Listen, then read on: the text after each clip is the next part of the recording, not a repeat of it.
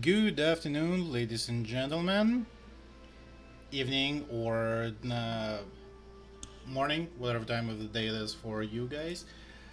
Um, I am gonna be playing the Humankind tonight. It's not really an RPG, it's more of a historical game. However, it is still turn based, my Friday turn based games, technically.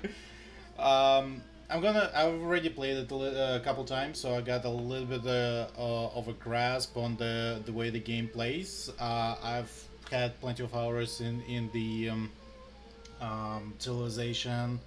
I've played Crusader Kings second one a few times. So uh, old world during the early access, and I had a few other games that are similar to the way all of these games play.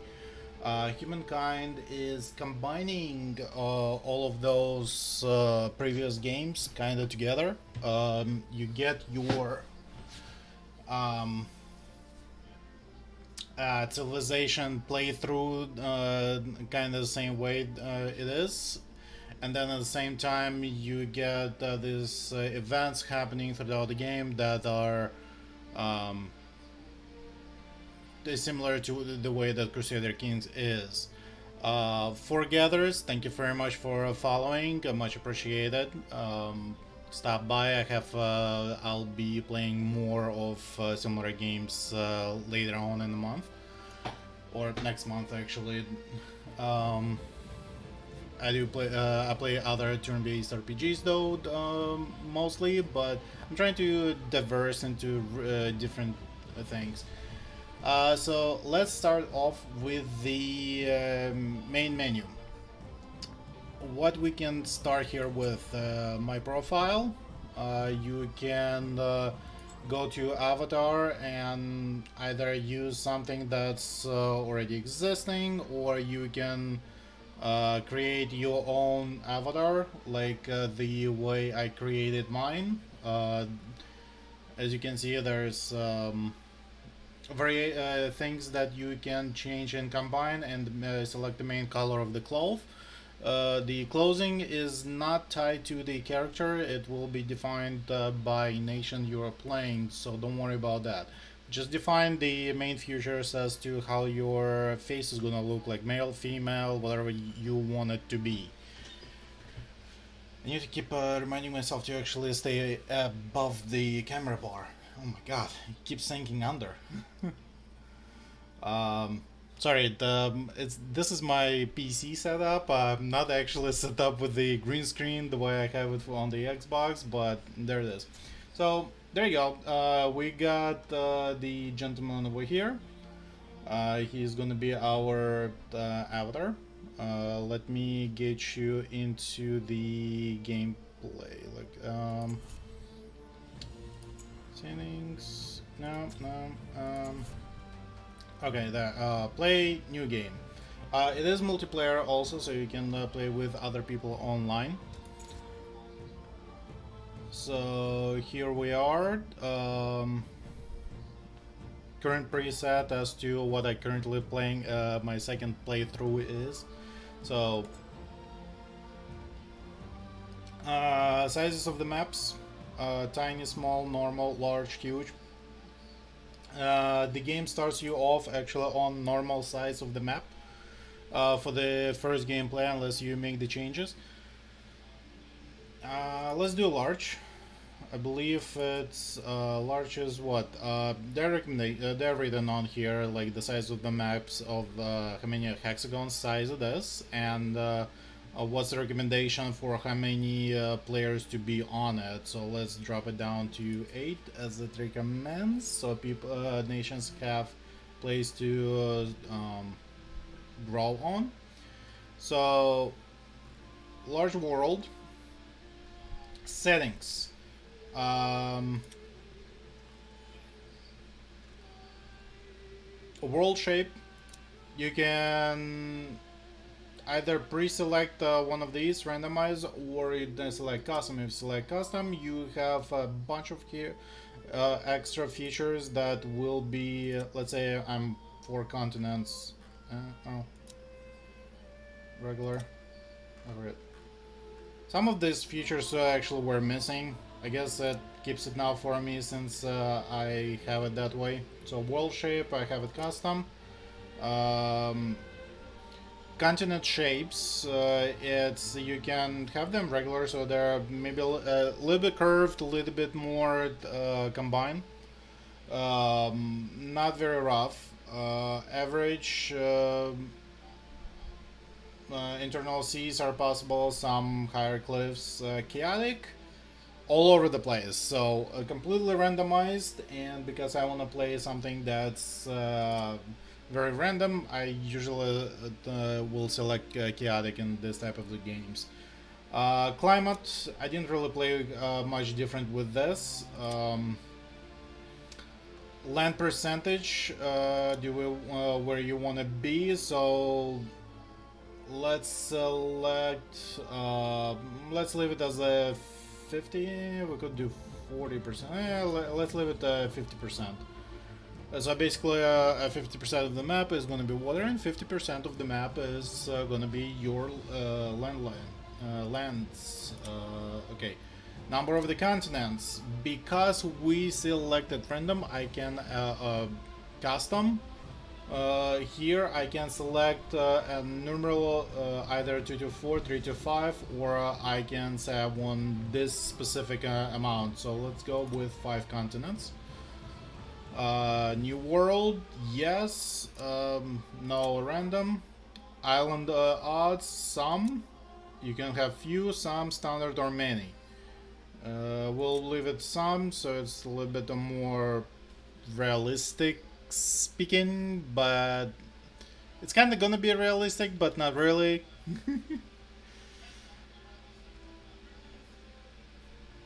World map wrapping. Yes, no. So I mean that is it gonna be your flat 2D map, or is it gonna be rounded? So we're gonna keep it as it's gonna be rounded. Hemispheres. This is more of a temperature drop. So if North Pole, South Pole actually being cold while the middle is hot, the question here stands is: do you want to be both northern or southern only? That's have ice on it. Wall generation seed, random if empty. This one I actually don't know. I didn't even check on that yet, so I'll leave it empty. Continent spread. You can be a little bit normal or chaotic. We'll leave it as some continents could be very far apart. I will get to the reasons why that matters later when we're actually going to be building our ships. Seafaring is actually very interesting in this game. Continent form, either regular or chaotic. We'll live in a chaotic. Lake odds average, lake sizes, so as you can see, none, few, average, many, small, average, big, rivers, some, ridges and cliffs, average or few, many, and elevation, flat, standard, steep, random. We'll keep it there. So this is what we're gonna be. Pace of the game: you blitz, fast, normal, slow, or endless. 600 turns. Oh my god. 300 turns and 450 turns. We're gonna keep it normal.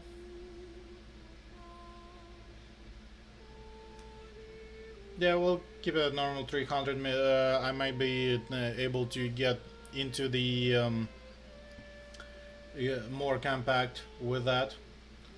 Otherwise, the game can drag out. I think my first playthrough took me pretty much almost a day, but then again, I kind of was learning stuff. Difficulty. Hamlet, the equivalent difficulty to overseeing a tiny run-of-the-mill settlement. In other words, very easy. Town. My local mayors would bristle at the suggestion, but this is easy as child's play. Metropolis. As challenging as running a big city, a normal difficulty for growing politician leaders. Nation. Comparable to governing a lively nation, a hard job even for up and coming autocrats. Empire. As Genghis Khan would attest, running an empire is seriously difficult. Civilization, a nearly impossible challenge for leaders who want to truly test their governing mental. I suggest before you get to that one, play a few games, get a hang of the game the way it plays, because my first playthrough I blew through the game like crazy, but it was on smaller, and I think it was on town, so I didn't even realize how easy it was. It's like I blew all other nations into nothing by the time I was going into the my last era. It was already 1800s, and I was pretty much working on like modern technology, science. I think close to 1900s is when I started realizing, hey, I might as well just start building spaceports and maybe I'll launch something, because I didn't see the end of the game properly. Like I didn't know where everything is going. And humankind, as hard as leading the entire human race to the stars, and the ultimate, if not the endless challenge. So there you go. Here are the 7 challenges. Level of competition that you want to put. I'm gonna keep it as nation for myself, because that one actually during my second playthrough gave me a bit of a challenge the way I have to play. Being on town is a way too easy, and I only say it only because I actually have the experience of playing similar type of the games where more or less the basics are the same. All right, maps, content.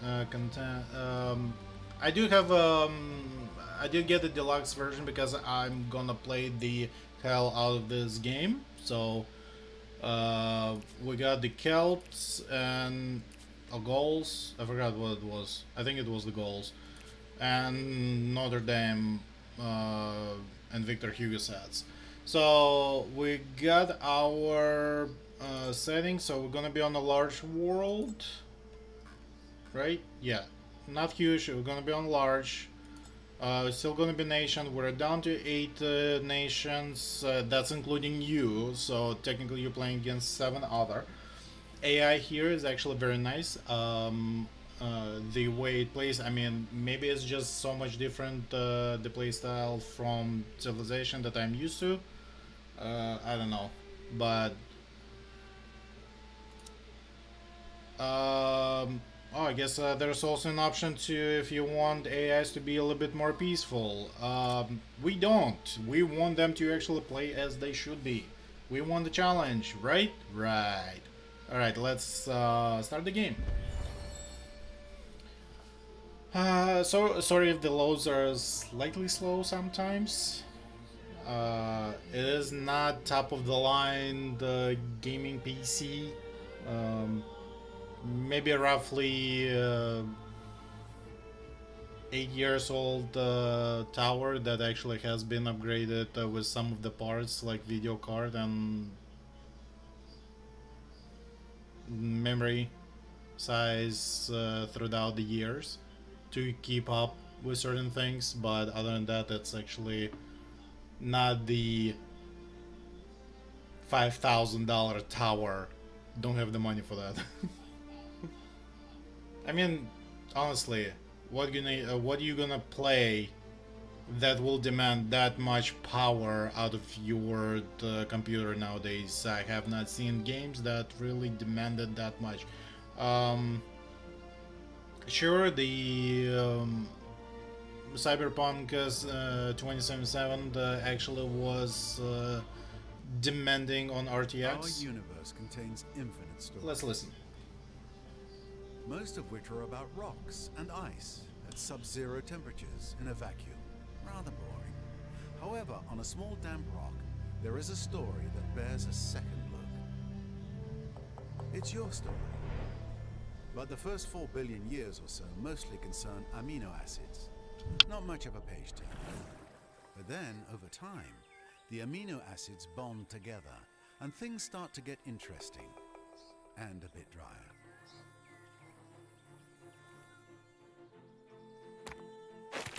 A certain subspecies of hominid discovers that you can do more with a sharp rock than annoy your little brother. Tools and weapons are invented. The hominids begin to cooperate.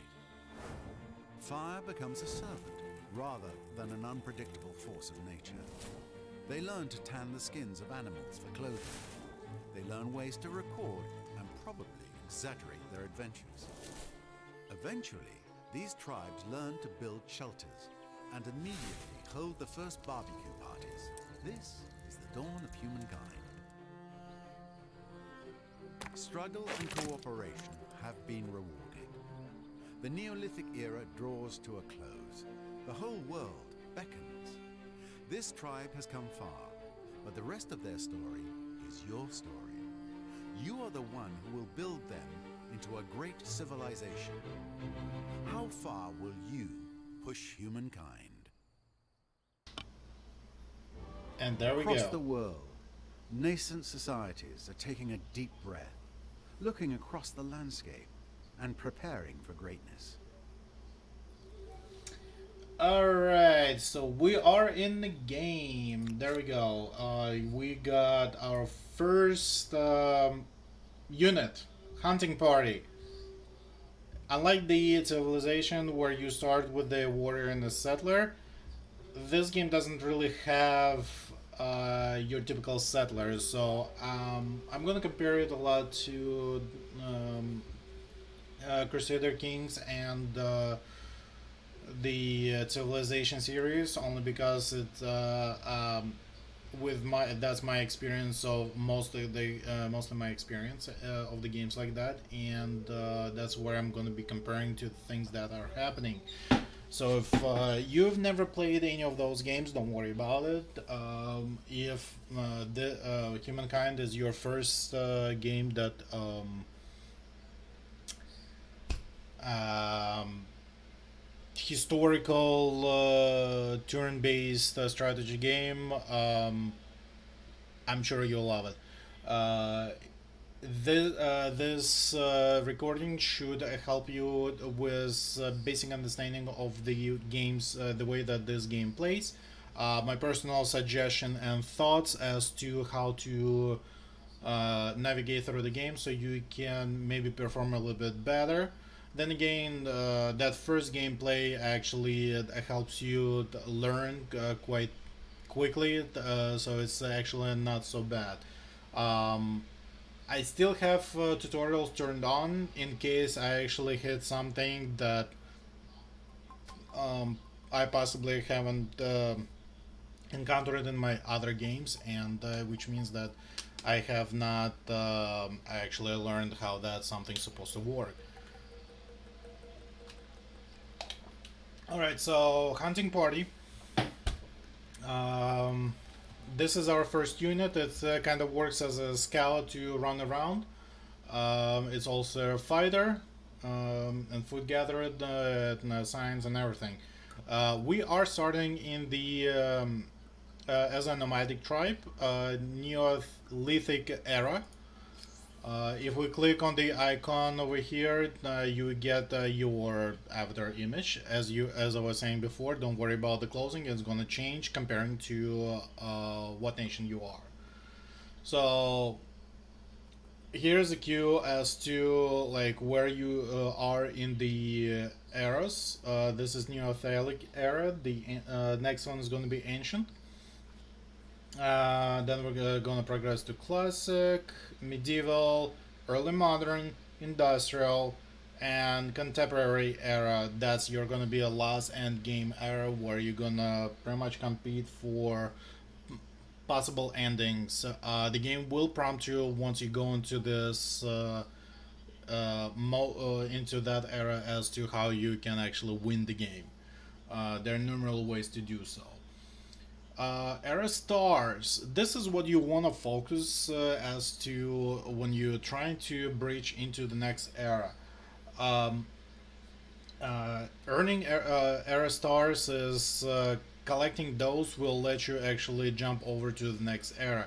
The first one, I during the fame and trying to remember a growth knowledge star.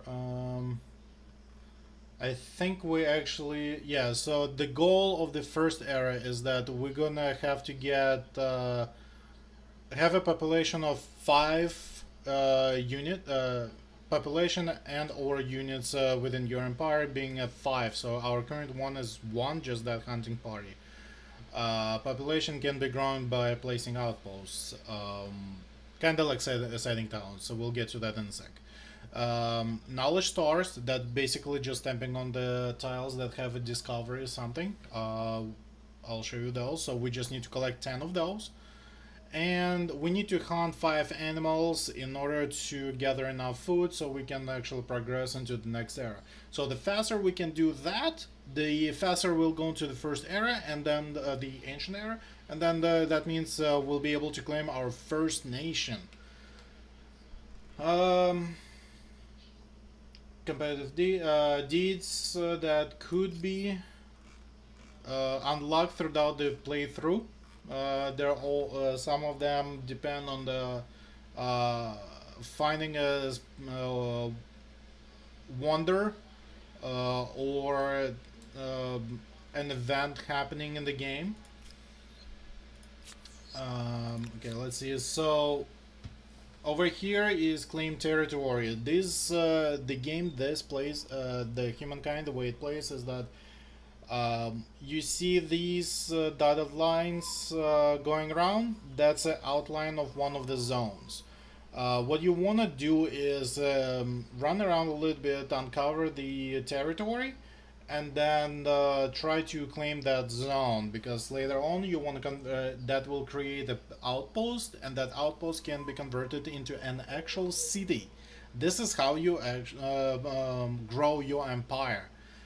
You first claim the zone by placing an outpost with any of your units. Every single unit has that ability, and then after that all you have to do is accumulate enough influence that will allow you to convert that outpost into a city.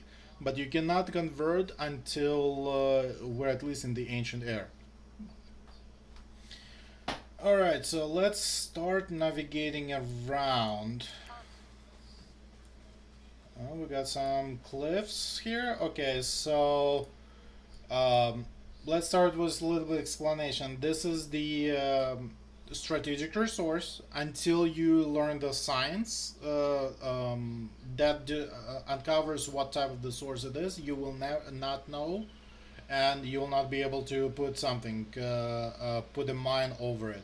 However, you at least know that this place has something strategic of value to you for later on in the game. Luxuries are in the same room, but you actually know what they are right off the bat. So if you actually see what it is, it's more than likely a luxury to you at the moment. Um, Bronze Age, gatekeepers to the Bronze Age, copper finds uses in weaponry, coinage, medicine, and decorations. You need to research the bronze working technology after entering the ancient era. So there you go. Yeah, science. We can't actually. There is a technology tree that we're going to be following. It's similar to the way that civilization has that, where you just select what you want to go through. But we will not unlock that until we actually become a nation. Until then, we're just a little tribe.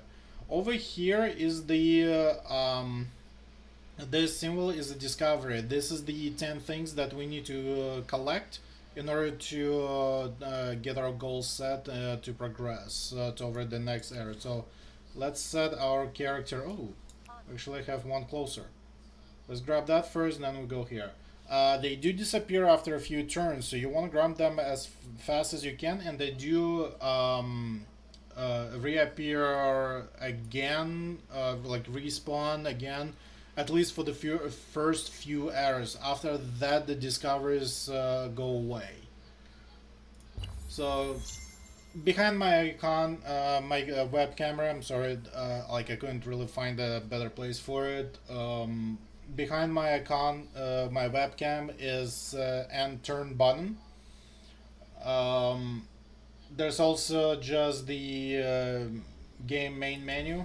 Um, like here we go. We can say game 3 stream. So I'll leave it as is. Unlike like in the Civ, we usually name after our nation or leader that we're playing is. This game, because we're actually going to be switching between nation to nation, that does not really work that well. So I'm just going to name it Game 3, and it's a stream. Alright, so let's grab Delicious. Though next time, it might be better if you washed it first. that. So curiosity collected. We have collected some nuts plus 10 food. So as you can see over here, our tribe growth. We need 20 to get another unit. So acknowledge that, so it goes away. And over here we got the second. If you learn nothing else, you could learn what killed them. Another curiosity, you found the ancient encampment. Then over here, oh, this is actually the luxuries. That's so in the ROM. I'm sorry, I was wrong. So both of these are strategic resource. The diamond shaped symbol with water icon inside is gonna be the um, luxury resource. God, my brain was forgetting things.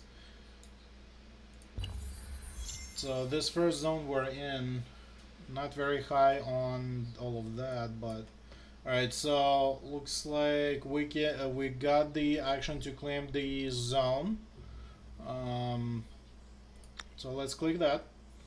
And as you are want to place that first camp, here's the thing that you want to look out for. First of all, as you can see, the it tells you that it cost me to get to place that encampment cost me 5 influence. So as the game goes on, claiming new zones gonna cost you more influence than just that. This is the starting one. That's gonna be your probably capital, the first city you'll convert. At the same time, right above the spot that I'm placing, it's gonna tell you the turns, like this one is showing. It's 3 turns to complete, and also it's gonna tell you that I'm receiving 5 food resources and 10 production on it. So what you want to do as you claiming the zone, you want to run around just a little bit so you can find that sweet spot that's gonna be your best solution where to place it. So this one gives us a 14 production, but only 2 food. The 4 and 9, 2 and 11, 6, 4, 6, 4, 5, 10, 5, 14, 3, 15, 4, 16, 5, 14, 3, that's a different zone. You cannot place encampment over the resources.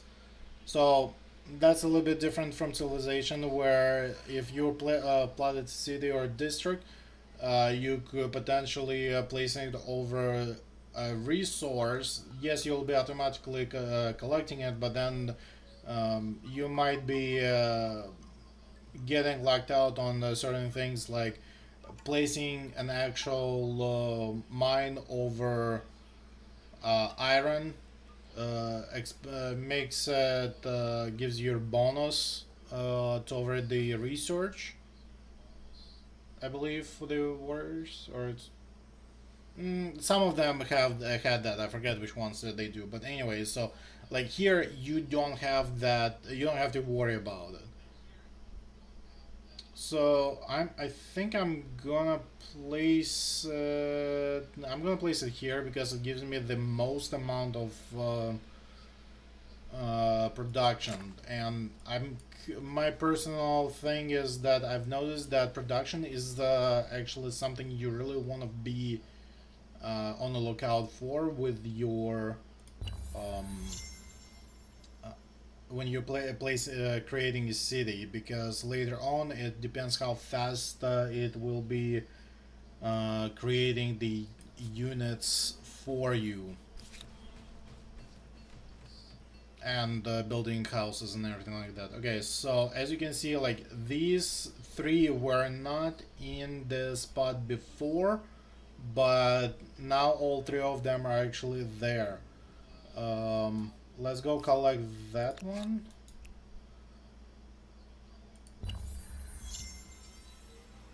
Let's go collect. Is that food or just that's curiosity? Okay. Curiosities give you science and influence, so it helps you sometimes to actually produce research your science faster if you actually collect those while you're researching something. Uh, it sometimes gives like a ton of research production. Versions require your attention. Okay, so the way the game ends, every turn ends, is that you actually have to complete everything that's running around. So if there is something that prevents to end the turn on the that round button where end turn is, it's gonna tell you there is no problem. So right now it's telling me that there is an urgent affair requiring my attention. I cannot continue end the turn until I click that. So let's see. Uh, so it's basically like an event that happened in Crusader Kings. When the time passes on, depending on what you do, some events will happen. Here's our first event. Lost Souls number 1. Your scout comes to you, breathless from exertion. Between gaps, he tells you that he spied another tribe not far ahead. He leads you on. Then, after giving a stop signal, you drop to your bellies and crawl forward in the brush. Ahead, a young woman, no more than 13 summers, is leading a ceremony. Her audience, a dozen or so equally young or younger tribesmen. Many are crying, and when you see the bodies laid out, you understand they are mourning. You know what you must do. So, we can. This is our choices based on the story that we just read. Now we can decide what do you want to do. Do you want to welcome these people? These children need care and shelter. We will be their guardians, and they will become our tribe. Uh, Choosing that will give us a new army, growing tribe next to hunting party that we are. Chance of triggering another narrative event such as this. If we withdraw, we get a swift bonus on our tribe, but we will not get the other bonus, and we will not have another uh, army joining us. So your choices. You want to ignore them or you want to grab them? I'm gonna grab them. Okay, you actually go there. You run over here. Maybe he should have done that. Okay. So another 10 food. What we got there here? Porcelain. Okay. The first outpost means a first step into a new territory. Woohoo! And a new extension of your empire's power, but also a new vulnerability. There we go. So this we got our first outpost. We claim our zone. Okay. You go there. You go here. Beautiful. Ooh, we got a lair. Layers. Similar to curiosities. It's a field where an animal will be coming back to for breeding. That means that you have ability to ransack this place. Over here, the second button that all warriors have is that ransack.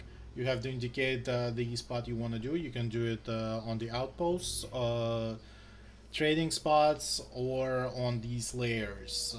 Gives you gold, really. Nothing other than that. So we need to hunt 5 animals, so let's see if we can find them around here. Okay, our first idle army. Let's go over there. So here's our beautiful, beautiful world. There you go. So see that's my nomadic tribe. As you can see, it's not such a large map. Doesn't really go that far up or down.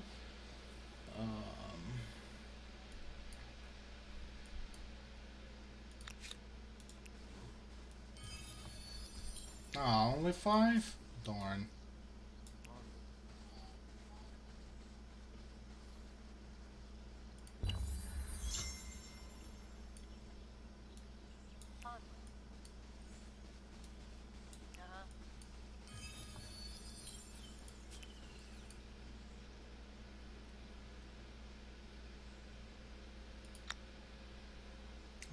That one is gonna be costing us 20, okay. Okay, let's see what we got. Heads up thing. Crater like this, in the future, probably gonna be an animal preserve. You actually wanna, I would recommend avoiding them, let them be as they are. Not sure about this field. Over here, a fisher probably gonna be a good one. So you got some birds flying. A little fun fact. Check out what I do. What happens when you get a mouse over next to those birds? They actually start flying in the different directions, getting away from that mouse. Same thing for this deer that's running over here. Like I put a mouse in front of it and it's like starts turning. Like when I saw it the first time, I was like, "What?" That was like weird. Like here we have some other animals. Oh, there's a lion running around with a few deers. Yeah, that's weird. There's another animal right there, so it starts running around as yeah, turn, turn. There you go. A little fun, a little bit of fun. Alright, let's see. Outposts. This outpost is kind of crappy one gonna be. It doesn't have any.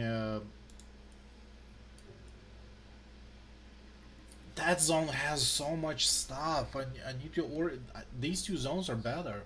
No, I gotta save it. Let me claim. This zone has few items. This zone has a few items. No, we gotta put it there. Be mindful in the beginning because the influence is not that easy to gather. Be mindful of the way it is.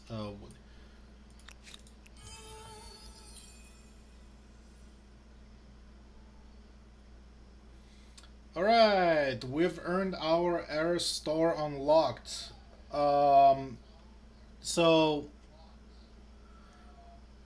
looks like we actually needed to complete only 1 out of those 3. Either 10 curiosities, hunt 5 animals, or grow our village, our tribe to 5 units. Which we didn't manage to do that, but we got 10 curiosities done. So that allows us to earn the star, the only star that we needed. Now if we click over here,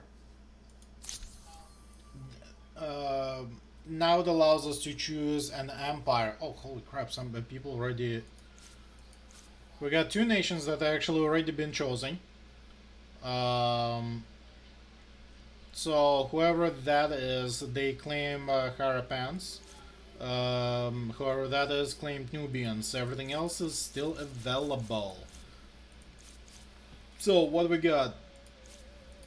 Nubians. That's already chosen. They are a merchant type. So we got nations are divided into the types they are. So let's drop that back. We got a merchant, somebody who focuses more on a trade, and they receive more influence points and stars uh, if they're completing something regarding the trades. Expansionist, somebody who claims more territory, you'll grow your so it's this is good for if you're applying to grow out your empire by claiming as many territories as you can. Scientists, they focus on the uncovering science faster than others. So that's where you're gonna create your what you want to call it stars. Egyptians, scientists were the Babylonians. Assyrians are the expansions. Egyptians are the builders, meaning that as the more districts you are building, the more stars you'll be earning.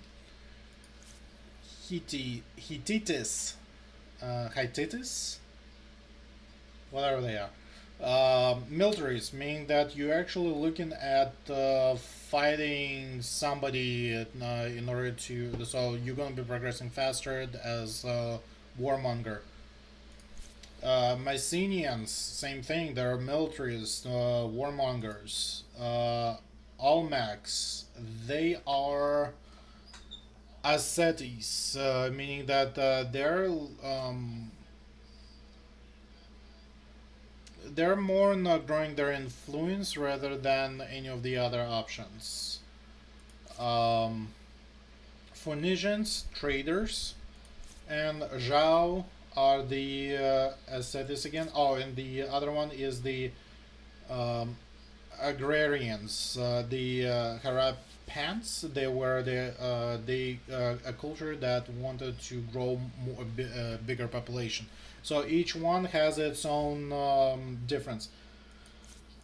More details. You get the information such as things that what you get your point benefits on, a specialty district, and a specialty unit. Here's the strength, power of that, how far it can move, and distance it can fight at. Okay, the Babylonians, you get they're more of a scientists, so you get the benefit of more technology. The astronomy house acts both as farmers' quarter and research quarter, and their special unit is Sabusa Quast, Sabusa Casti, whatever. A little bit weaker than the Assyrians, slower, but Babylonians were scientists, not the fighters. Egyptians, builders, you get your Egyptian pyramid. It increases your production, and it works slot in the city or outpost. Marka Bada, horse archers or chariot archers rather. As you can see, their distance is 3. They can run speed of 6 and fighting power is 24. Hittites, what they get? Awari. Uh, Specialty district automatically upgrades regular outposts, can be used as a land spawn point for neighboring cities. Okay, so it's kind of like a fort, I guess, in the Civ. Well, no, not, a military district. So basically, and you have a city in one zone and then second zone, you plop that. It converts more into that outpost converts into this and attaches it to your city, I guess, and you can spawn your military there. They got gear, heavy cavalry. 23 there, and for a conquest, they're actually not that strong. Weird. Mycenians, also conquest. They get the Cyclopean Fortress. Increase defenses, some production, and the stability that you need. We'll get to the stability later. And newly trained units are actually +3 stronger than normal. So they got Pro Macho. Um,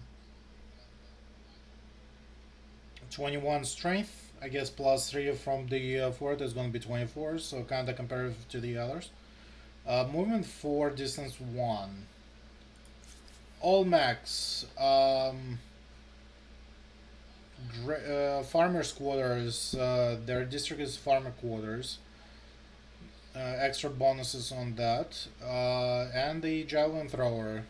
Only 19. Most 4 can fire 3 spaces away. Ancient era. I mean the Phoenicians trading. They get Haven. Adjacent coastal waters lake. It acts as a farmer's quarter and a market quarter at the same time, and it gets you more money. Their special unit is Bream, so you can actually swim out, probably seafaring faster. Zhao,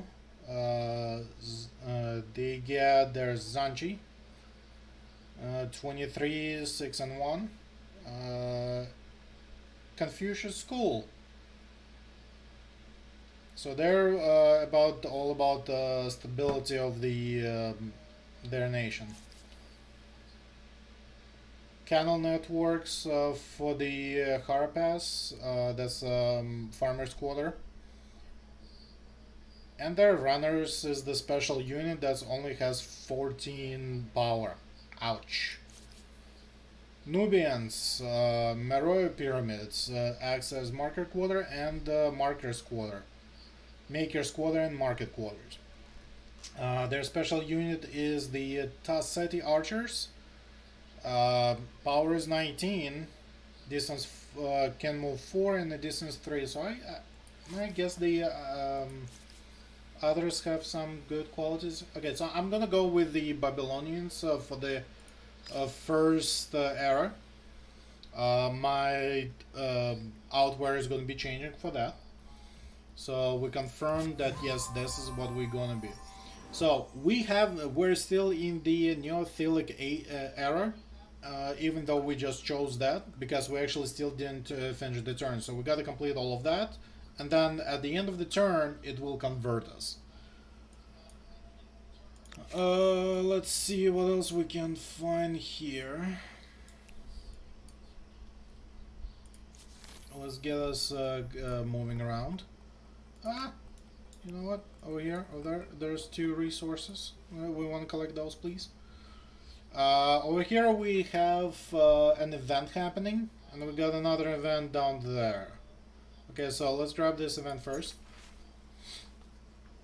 The Fungal Hoarder. The shift to fix the abbeys hadn't been easy for the tribesmen and women who had settled in the outposts, but they're persevered and now thought of the land as home when they discovered that one of their number had been hoarding mushrooms that he'd found in the nearby cavern for himself. It was a great blow to the spirit of the tribe. Now they want to banish him for his greed, but that would mean that being deprived of the location of the mushroom field. What is your reckoning? So here we choose retain the guy,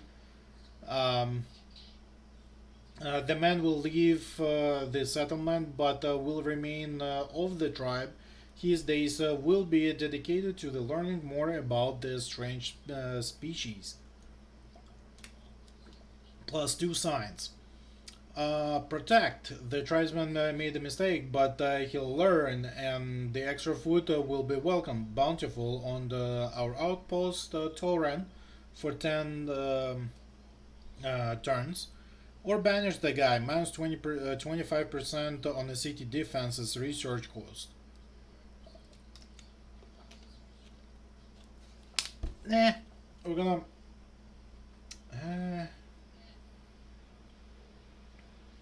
Uh, let's go with bountiful.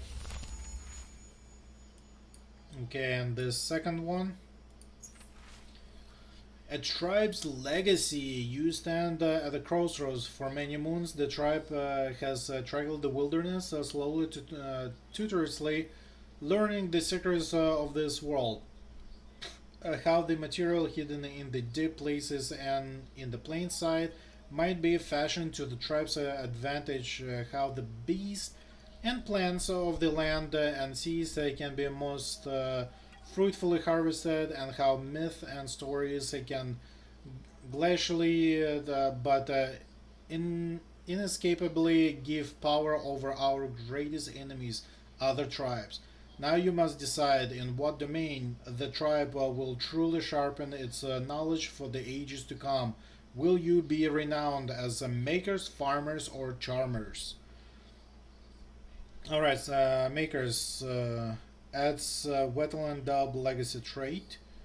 Only a lack of imagination will limit what we might one day fashion with our hands. Farmers, we will study the land and all its riches, and we will never lack for sustenance. We add plant lore legacy trait. Storytellers, we will create myths that spread our renown, our beliefs well beyond our land. Adds astronomy legacy trait. Okay, so that's I guess the where our civics finally kicking in. Um, I guess we're gonna be makers.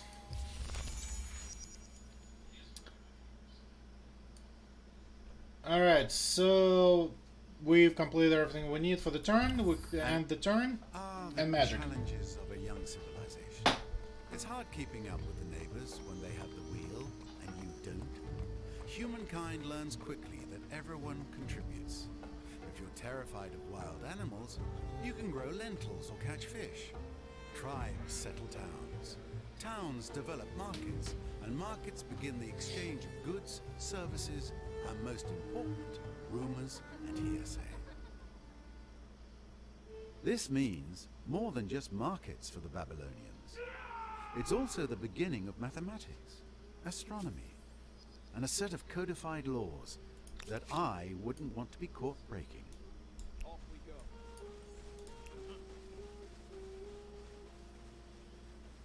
You god damn, those things disappeared.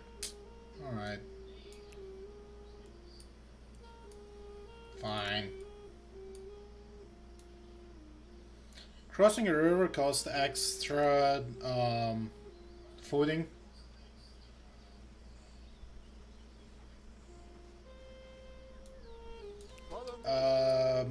Some cliffs like this they cannot be climbed. Beautiful graphics actually, as we see the waterfalls, waves, deep seas, some fog in the water. So here's our outpost right here. Beautiful. Uh, the Madic tribe reaches the ancient era with the Harapans and Nubians. Yep, acknowledge that. We're good. Here's the icon for science. Now we can select what we want to study. Um, let's do that. Damn, that actually pretty much next turn I got it. One of our outposts can be turned into a city. So here are the outposts. Our first outpost can actually be converted for free. Once you you can either relocate for 11 point influence the outpost somewhere else on this map if you really want to. Now we got 5, 4, 2, 3, 2. Got decent production here. I like it. So let's convert it. Our first city, Babylon. Here's the our special district. It will cost us 6 turns to complete. And for 3 turns to increase our influence. So this is your basically queue for what you want to do. Public ceremonies that there, as you progress in the science, you'll unlock more. Here are the units. It cost us 1 population. So over here is our available goods. Here's the food production per turn. And over here is going to be filling in with that population that we can use in order to create this, the extra units. Over here are the industries, worker slots. So as they filled up, we can produce faster stuff. Money, trading, and science. How fast that city, how much that city helps in the production. So let's do this. I'm gonna do influence first, and then I'm gonna do astronomy house.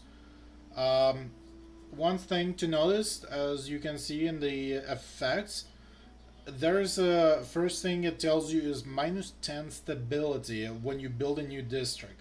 Same thing for any other district that you're building. When you build a new addition to the city, it drops your stability. Over here is the stability of the city.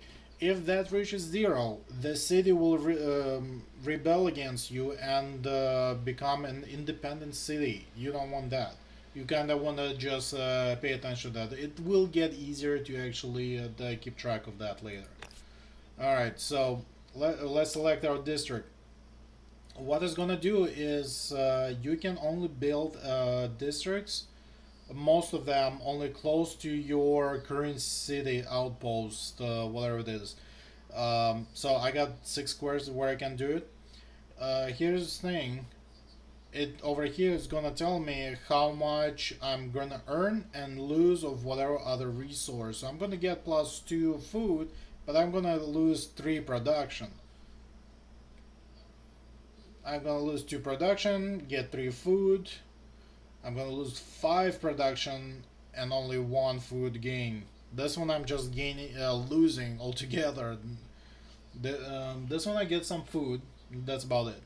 So at the same time, the game is also gonna suggest you, out of all the available tiles where you can place the city, this is gonna tell, the district is gonna tell you where it's the most beneficial to drop.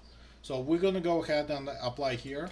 What it's gonna do once it's built that district, this 3 tiles over here is gonna become farm fields like these. So that's where our food is gonna be coming. So those +3 foods.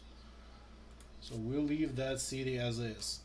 Over here is our influence per turn that we're earning. We currently have 25 and we're earning 3 per turn. This is our goal. We got 0. We're producing 3 per turn. This is our city cap, meaning that how many cities can you properly control without hindering your nation, meaning that if you have more than your cap, you can have more than your cap. The problem is that you're going to be penalized for having that. Less money, less influence earned per turn. So I guess it's kind of like try to prevent you from being too much of a warmonger. But then again, you can actually combine zones into, I'll show you later, we can combine zones into one large zone and one city will own all of those zones. Okay, let's end the turn.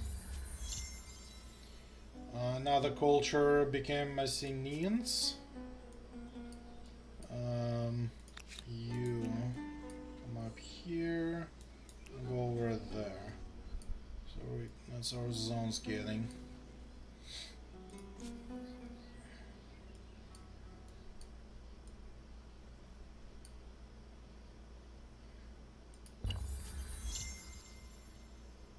Okay, another one becomes Hatitis. I'm still running.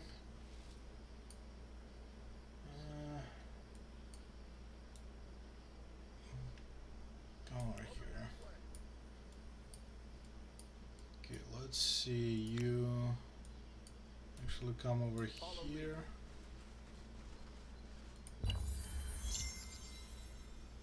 I think I'm ready to claim this zone. Yeah. Let's figure out where we're gonna claim it.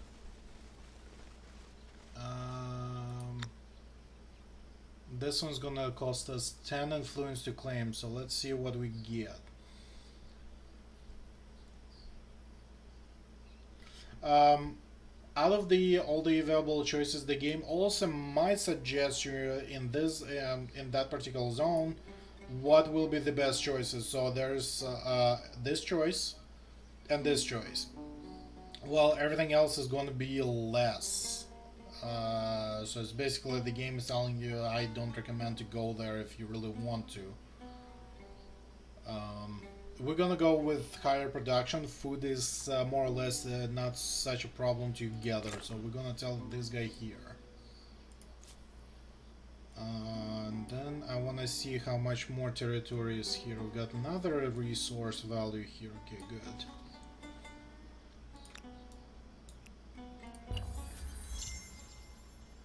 Come over here. Okay, that's it for the zone. It's not giving us suggestions, so we're gonna find it ourselves.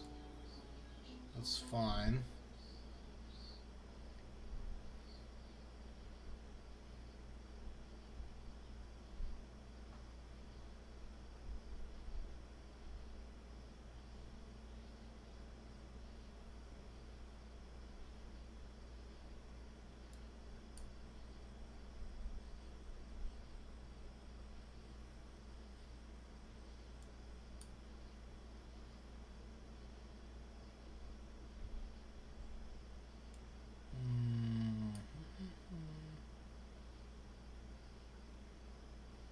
That 15 sounds nice. I think I'll go here.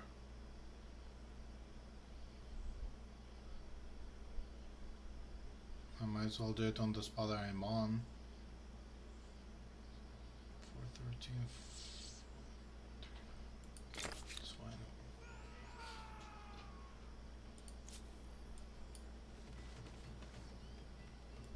Beautiful. We got 2 more zones. Claiming of the zones. You can only claim the zones that are actually close to your current territory. So I cannot claim a zone that would have been farther out until I claim these 2.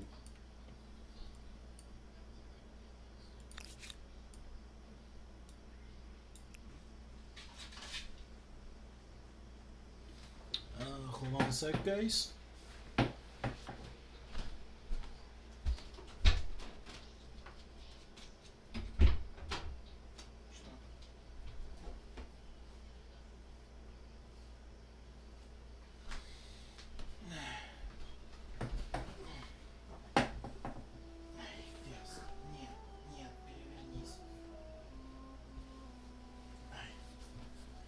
Alright. My doggy wanted to join.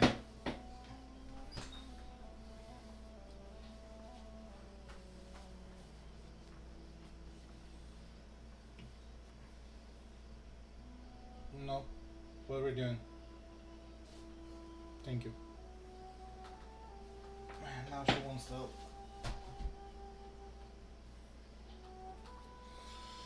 Okay, where's my other one? Is there a path through here? Oh, there's a path through. Ooh, there's another layer.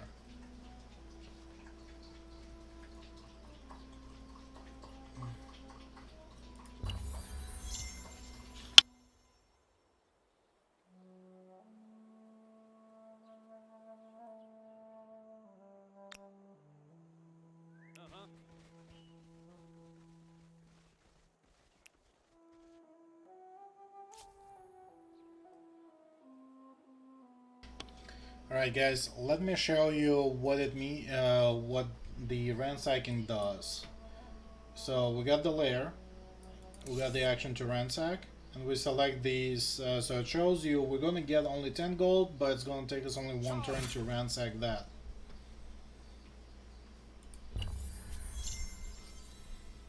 Okay, another tribe becomes Egyptians. And somebody have discovered a natural wonder. Successful plunder.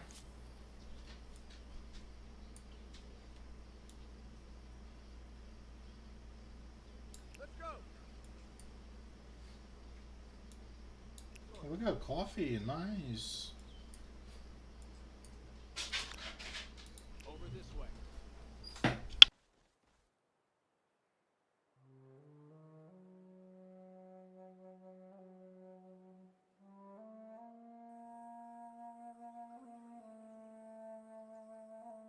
Apologies, pets. Pets. What are you gonna do?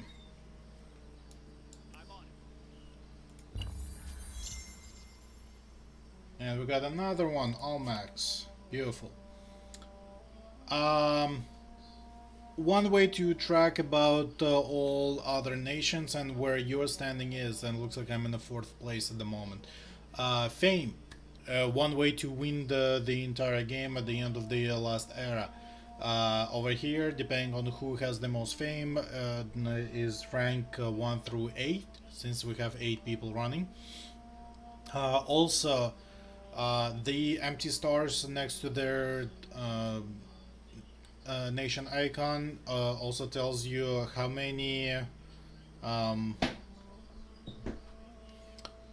achievements that how many stars they have unlocked so far that will allow them to progress to the next era, so how fast they are versus you. So as you can see, we got 8 nations right now in here. Even though I was the 3rd one to jump into the era, the ancient era, it looks like I'm still in the 4th place because I don't have enough fame.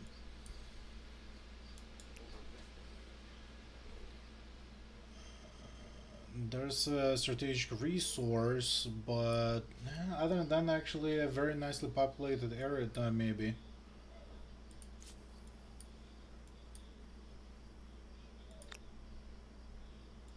You have constructed a first emblematic quarter. It's a symbol of power Oops. and a lasting memory of this era. Go ahead, be smug. Go ahead, be smart. Alright, our second. What do you want? Archers, lumber, horse.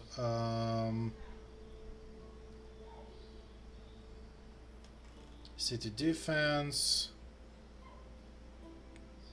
Stability, I think, is nice. Let's do. Let's go search for the horses. Discover the horses.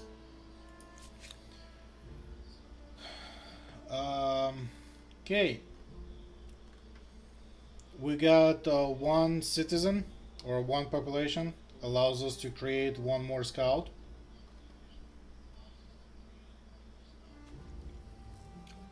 Artisan quarters.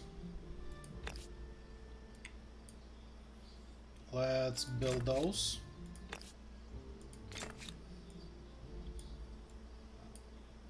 So another thing about the zones, we can build a city in every zone that we want to, or we can be a little bit more managing and actually say that this is our main city, or that's the city zone, and we're gonna say I want this zone to be part of that city, or this zone to be part of that city, which means that that outpost converts toward this city, and any districts and anything I can build in here and that zone at the same time. So, but attaching a zone, the outpost will cost you influence, so you gotta be mindful how much you have, how soon can you do it. Because at the same time, the influence is what you need to settle more outposts. I'm gonna grab this one for no, no, we're gonna take this one because it has 2 resources. So there you go, you can see that this now became one big zone. Which means that this quarters I can build over here and here. And then I can build another... oh, the other thing about the specialty districts of the nation, they can only build one per territory, so per that one outline zone. So we already built one in here, so this zone that with a dotted line that gets crossed off, this is the zone that already has it. I cannot build it there. However, I just attached a new zone to that city. That city can build another one now. Our stability is fine. So here we get either we can increase our food or we can increase our... we're gonna lose one production though. But we gain +2 in the science, so I'm gonna go with that. Okay, how much does it cost you to settle? 30, so next turn I can settle a new one. Okay. Oh yay, curiosity.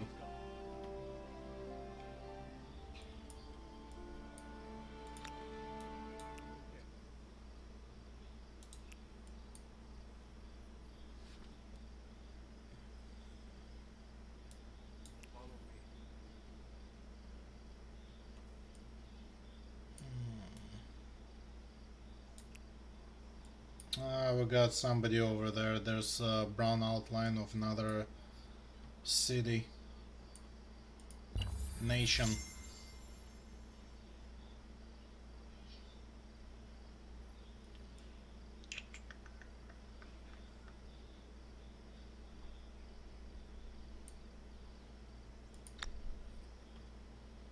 Alright, let's grab that one because that has 2 resources that we want, and then we gotta grab this one. Just as a strategy to prevent the others from doing that. Every time you grab a new zone, the influence for the how much you need to spend for the next zone is increasing. So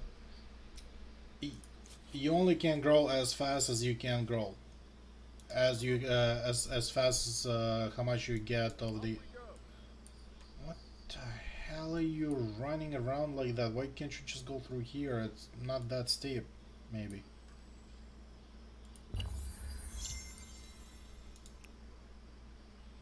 Weird. I hope...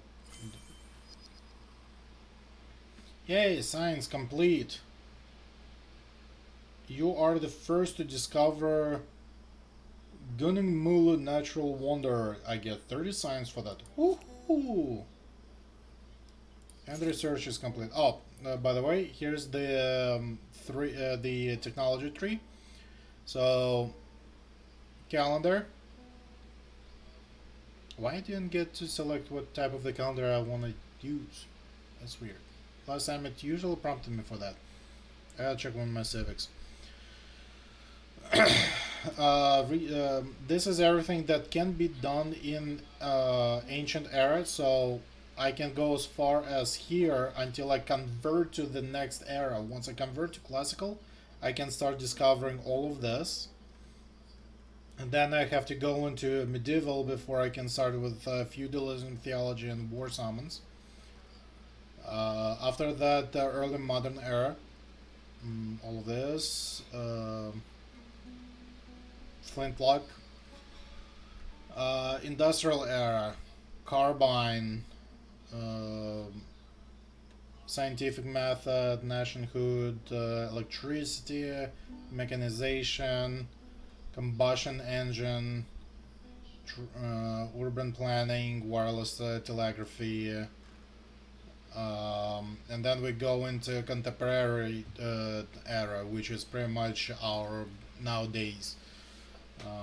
That's where you get your aerial warfare, amphibious warfare, naval air strategy, radar, uranium, nuclear fusion, power lines, computing, rocket science, composite armor, tanks, suburbs, mechanized harvesting, fighter jets, communication satellites, things to send to space, commandos, covered ops, space orbital, exosuit, military laser, natural implant, and the fusion reactor. Alright,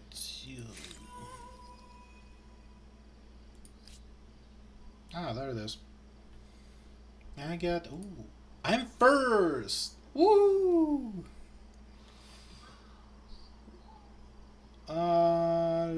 Let's go with archers are nice to have. So are the warriors. Let's go with archery for now. Okay, you there.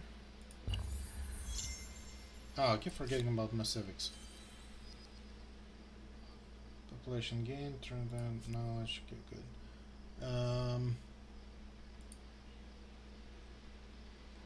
Settle 99%, the average stability of all your cities.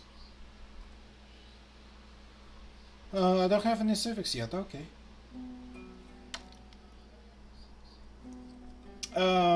This is your society, the ideology of it. Progress or faith, tradition. Science is a progress, faith is the tradition.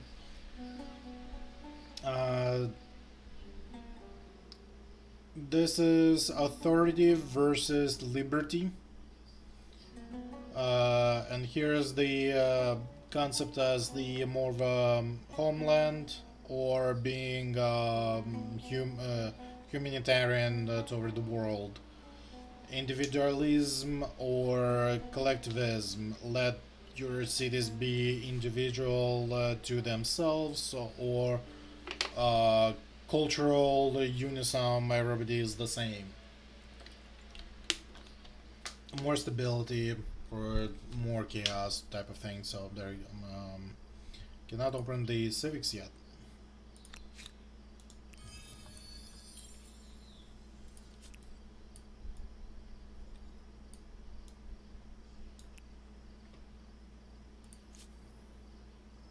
Okay, he's settled. Good. I gotta grab this down.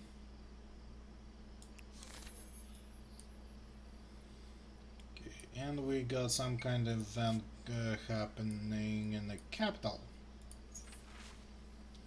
The darkest depth. Miners and prospective miners and their kin from Babylon are afraid. Ancient traditions are strong, and many believe the mythical beasts of the old legends are very real. Now rumors are rife that it was no ordinary bear that attacked a growing tribe, but a monstrous creature whose den is the city nearby mine. Many are likely to down tools without action. Now, how should we respond to the rumors? Dismiss them. The miners will not shy from their duties, and they will understand their follies.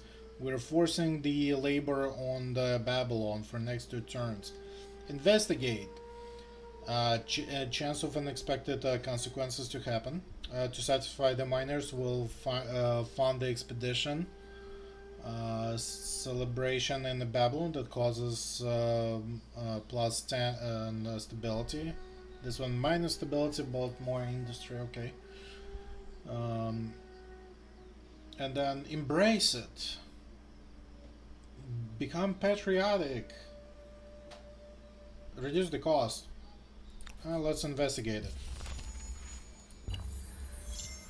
This is all really up to you how you wanna play and choose those.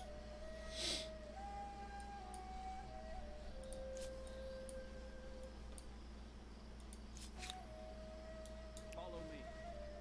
Come over here.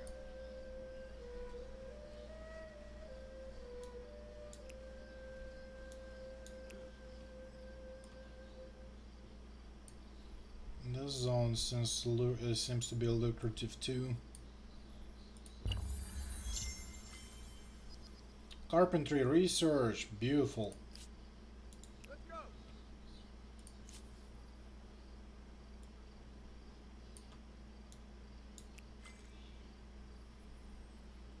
They're impressive, the Egyptians.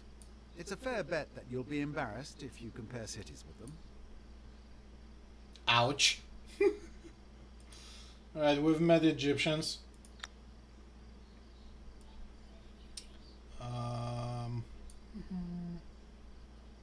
Damn, I need 90 for that. Shoot. Come over here. I hope we can do it fast enough before they can claim it.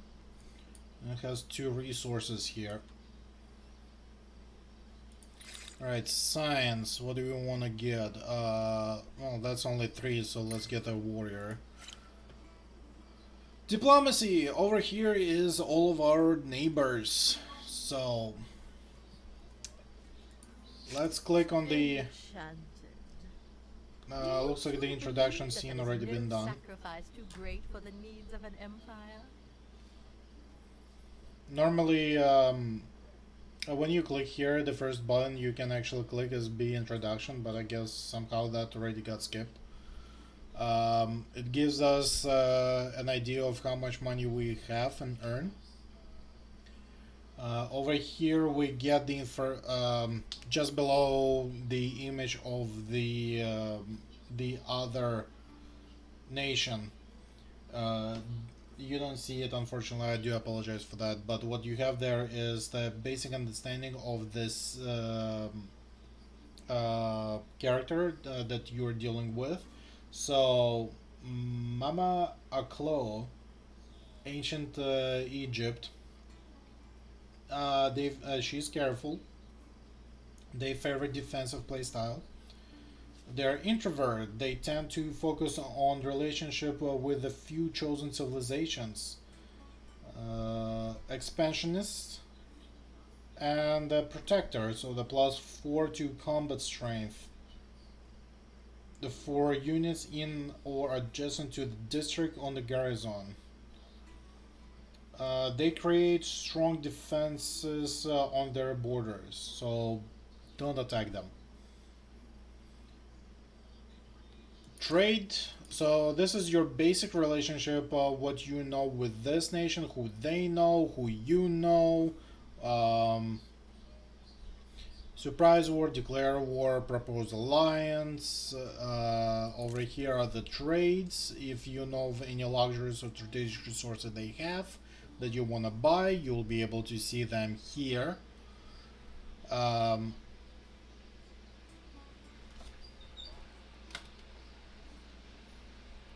Let's see if that helps a little. Oh, there we go.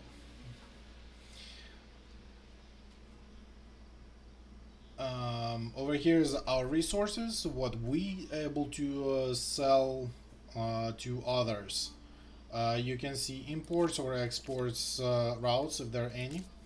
Over here is the treaties. Diplomacy is something that we don't have in the civilization, but we do have, I think, similar thing in the Crusader Kings, as you choose how you act with the others, like treacherous or favorite, friendly and all. So over here, depending on what kind of relationship you have with them, this is all the way at the top right, as you can see where my mouse is. It says the attitude. They're right now hesitant over me. The reason is because we're not trading with them yet, and our borders are close to them. So there would be more friendly if we sign some treaties that allows to share stuff. So usually the proposing the trade luxuries is the most favored between nations. So you can click the right now we're forbid any trades. We don't reveal our capital. We only reveal our capitals, or we could share the maps. Um, Trading is either forbid everything, trade on the luxuries, or trade everything. Border policy, either close or open borders. If you want to accumulate grievances against them against you because they step in your territory and they're not at war, this is the way to continue. Military accord tolerates skirmishes or non-aggression if you don't want to fight with them. So select what like if you want to upgrade a treaty, like this is the baseline. It always starts on the left. Um, this is the upgrades to the treaties that you currently possess. We're gonna select trade luxuries and I propose. think we can undertake a She common refused. venture. Do you agree? No, I cannot brook such a proposal in good conscience. Very well. Have it your way. Refusal of the treaties. Over here is our war support and their war support. So whenever does a treaty is getting refused, either by you or them, if you refuse, their war support will increase. If you refuse, if they refuse, your war support increases. I will get back to the war support later when we actually fight. Crisis. Whenever is there an issue arises, such as refused proposal, or maybe you want to demand something out of them that, like one of their cities has more than 50% of your culture, and you just want to say, you know what, I want to claim that city because it's mostly my people there anyway. So you could try to demand that. Okay, so she doesn't want to do much, so we're gonna ignore her now. She'll come back to me. Looks like there's this city. She got horses. Do I have horses yet? No, I don't. Darn it.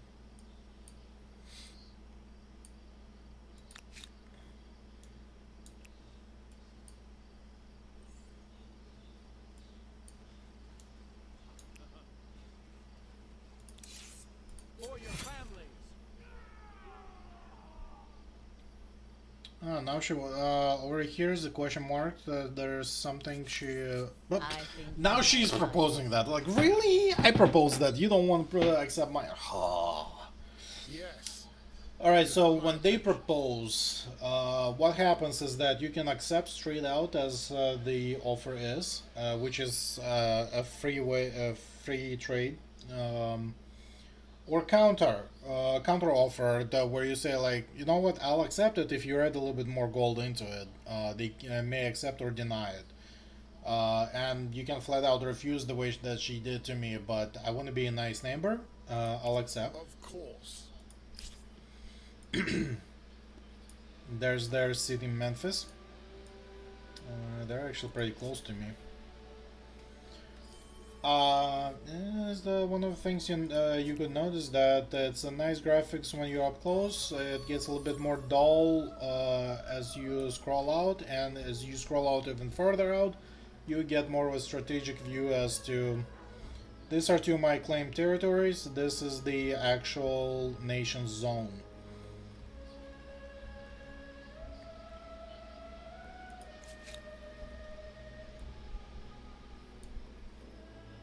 Oh, cool, we got an extra guy. For your family.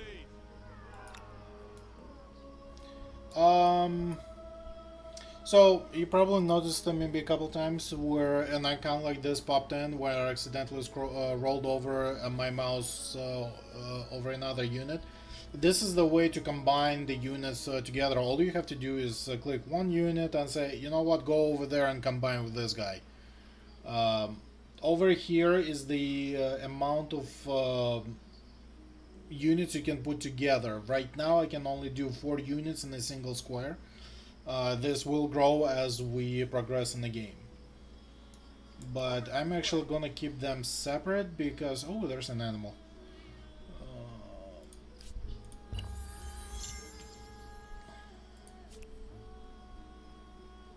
Oh, there's two animals. That's food. We'll take that. Alright, let me show you the quick combat. Follow me. When you get close to something that you want to fight, you can select your unit and roll over and say like I want to fight you. Here's a quick preview that tells you your unit is stronger than the other unit or weaker, so you'll know like do I want to run away or do I want to fight. So I want to initiate the fight here because I'm seeing that I'm stronger. For your families. You can do manual battle, you can do instant battle, so the AI calculates whatever happens on its own.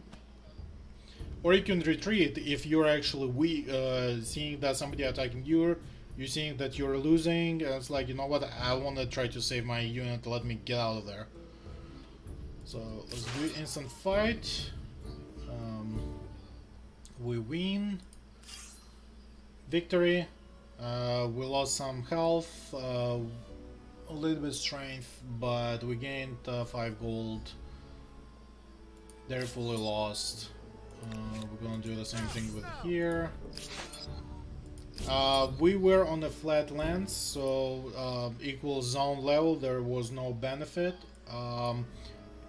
Elevation does play a role in this game as to when you going to how you going to fight. So let's say if this guy attacked me right now, I'm actually in dominance because I'm above their ground, and they're actually already been beaten up a bit, so if they're gonna attack me, they're weaker, they'll lose. So let's leave the guy there. Bloody and smelly, aren't they? History may be changed by battles, but that doesn't mean they're enjoyable. Well, looks like that he wants to fight me. Unbelievable. Acknowledge.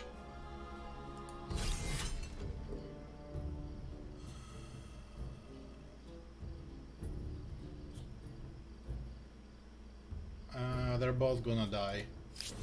Yep.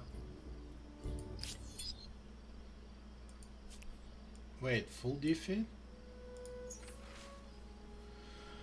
The event, the Darkest Depth 2. So the last time we chose to have investigation done in there. Now we have a choice. Unsurprisingly, no rabbit monster was discovered, but something even more astonishing was found. In the Darkest Depths, the expedition came across a gallery of rock art. Dozens of ancient paintings depicting animal both familiar and strange. The monster's bear is swiftly forgotten. The frescoes catching the attention of all. Who created them? Is this a sacred place? How you interpret this artwork will influence your people's conception of themselves. Right, so self-made, our blood ancestors fashioned these frescoes. They prove our birthright.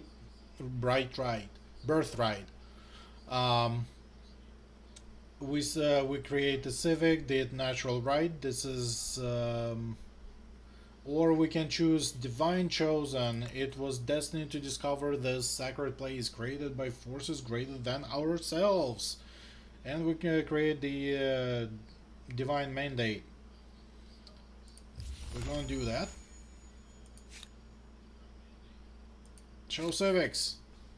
Our civics tree, but all the civics in this game are completely event driven. They're not necessarily gonna be actually something that you actually need to complete the game the way that Civilization works. In Civilization, you had your civics tree that you had to research, same way as you have to do the science tree. In the Humankind, you don't. Civics are not necessarily needed to win the game. My second game is actually, I barely have 2 civics and I'm already at the end of the industrial era. Yeah, I guess my people are comfortable the way they're living. Alright, so there we go. We got our divine mandate. Maybe we'll be able to get some of these things later.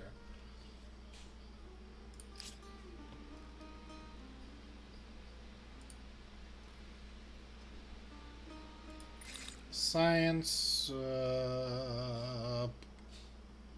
We need harbor. What's the harbor? Now I need.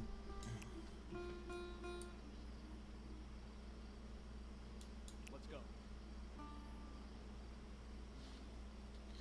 Now I need to make this guy over there believable. This is annoying. Off we go.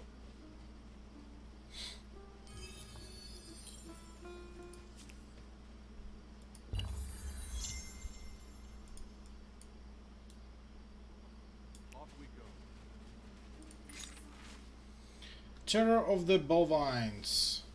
The empire is mired in tradition and beholden to the past, but no city is more enlightened than the metropolis of Babylon. In this superstitious place, where hearsay and myth run wild, farmyard animals are now being put on trial for crimes after a herd of cattle were sentenced to be burned on a pyre for conspiring against the empire. One wealthy landowner has had enough. Now he petitions you to intervene. What is your stance on the judgment? Concur. We draw great strength from our religious tradition, the custom of Babylon, fanatical. Overturn. The herd can be saved on the condition that the landowner makes the city a breadbasket for the empire. Okay?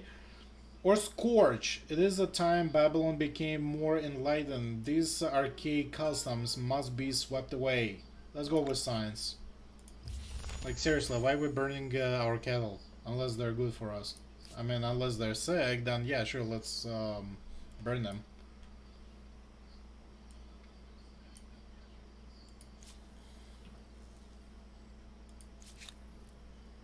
Over this way. Acknowledge. Okay, I need you to come. Make your way there, please. Uh-oh. I can actually win against that guy. Oh, that's a warrior, that's why. Yeah, let's go. Awesome. He needs to get some health. We got horses, but they're quite far. We actually have to grow to this land. I do like that zone though. Oh my god, another one?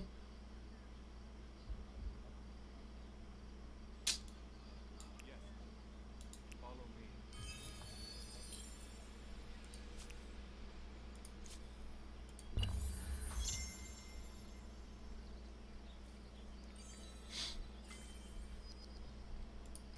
Awesome, fishing is researched.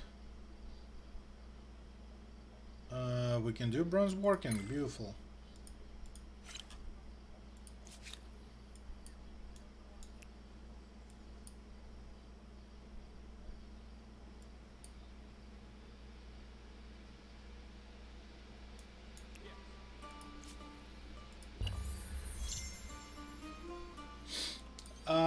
So what you guys are not seeing is that before I'm clicking and turn,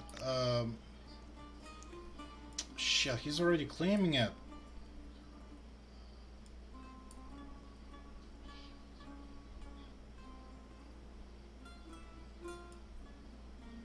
Freaking unbelievable, they're claiming fast.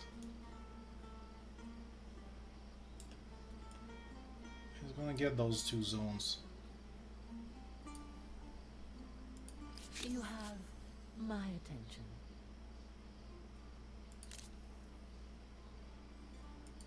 I'm not liking this.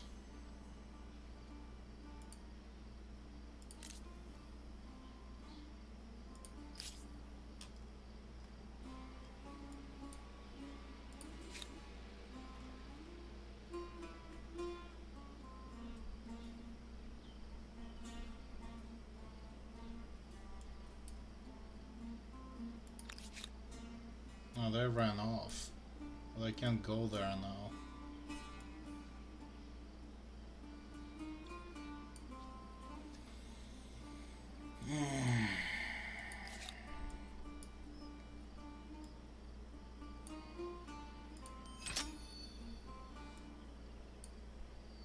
Let's do this so I can attach it. The other one's gonna be a bit later.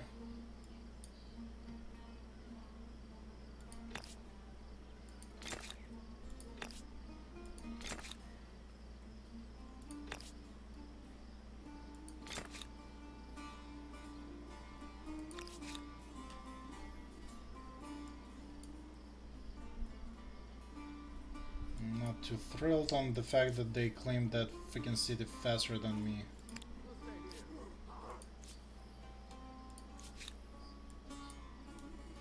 All right. Let's go. No fear.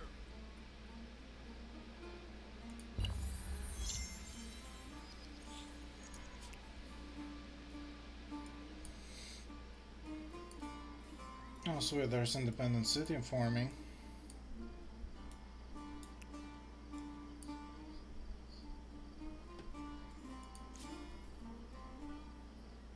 And they have some proposition with it. I think you might find this interesting.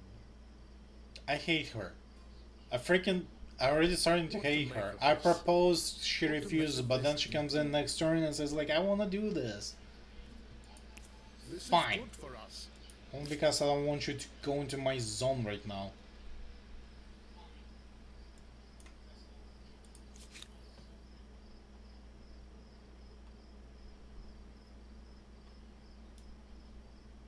Over this way. Off we go.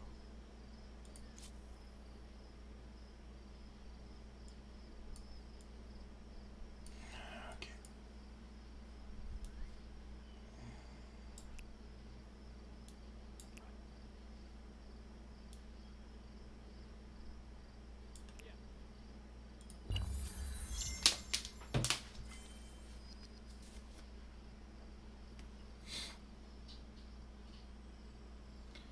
Bronze working research, yay! Okay, so we got our first era finally era star unlocked because we've learned so many science. So here's our era stars that now we can focus on.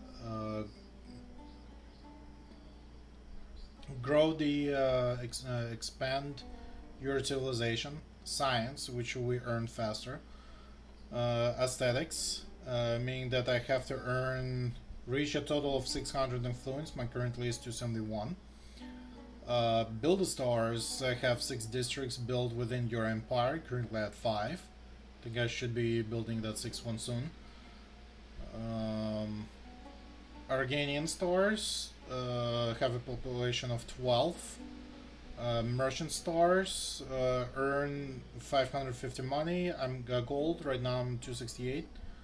Military stars. I have not had the fights yet.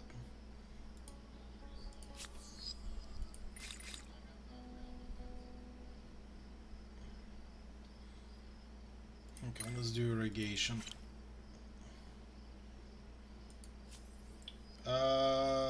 Lovely population loss growth due to low food.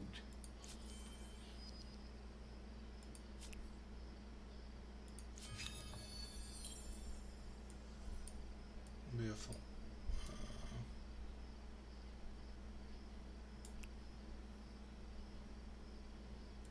Is this really that steep here?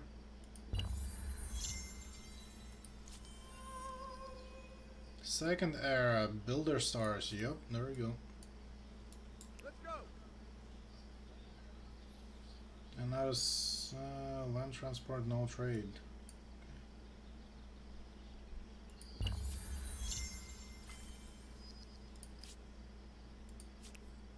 Will do.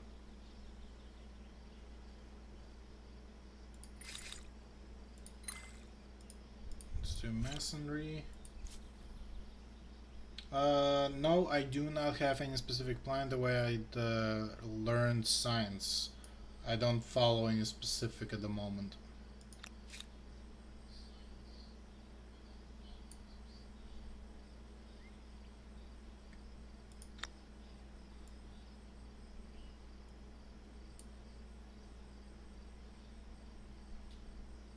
I'm on it.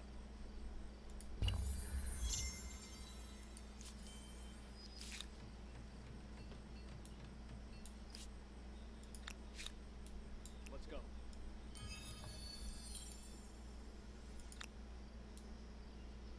Understood.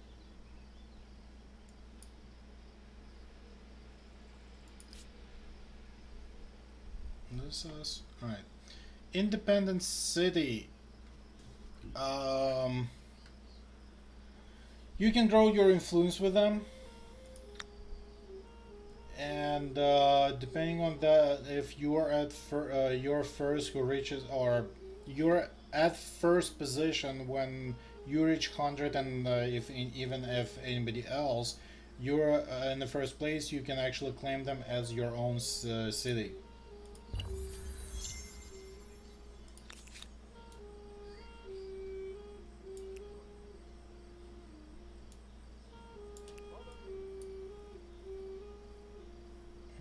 My God. I think you might Trade find everything this now. interesting. What does she have for horses to trade? Fine. What to make of this? What to make of this indeed? Of course, we accept. Let's try this. I think we can Sure, if you undertake a use, I common figure venture. she'll do that. Do you agree? Must I accept every vulgar proposition that comes my way? No. This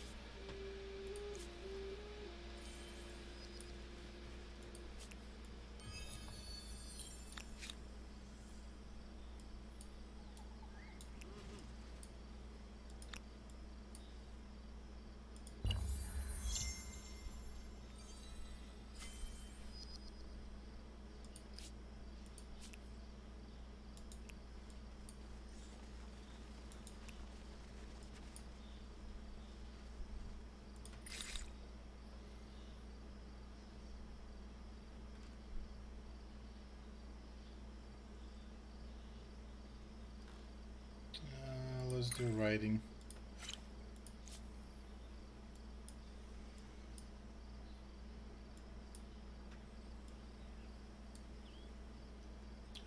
Beautiful. Another district, beautiful.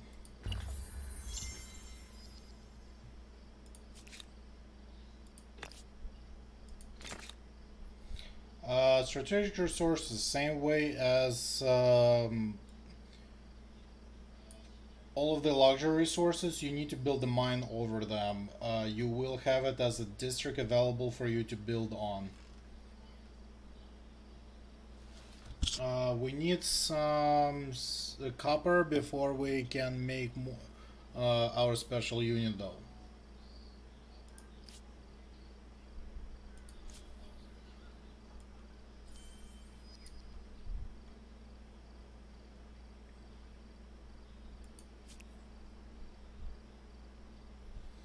They feel My different than time is me. precious. Oh, they're more friendly.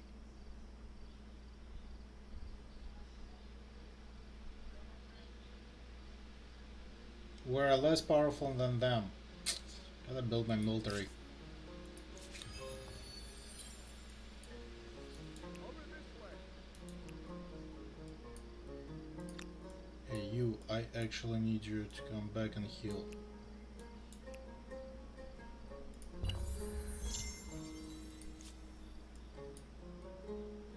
And that's another independent city there.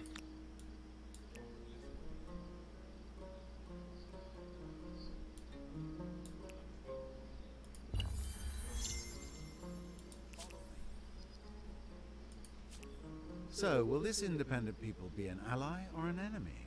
A barrier or a blessing? Their future may not be in their hands.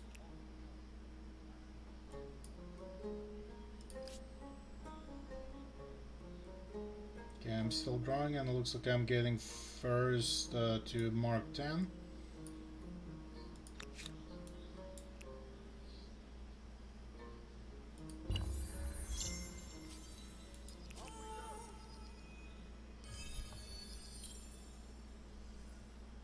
We have earned more money.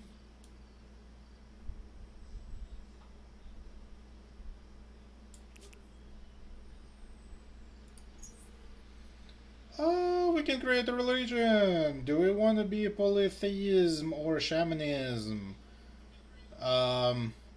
Shamanism plus 1 faith per population. Polytheism plus 5 faith per number of attached territories.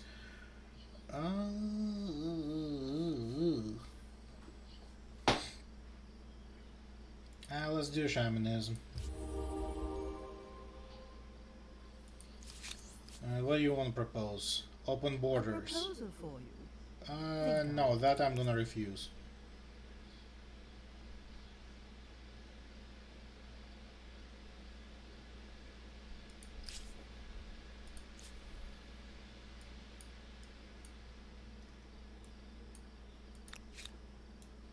A new independent people. And who are they? Time will tell if they are helpful, helpless, or history.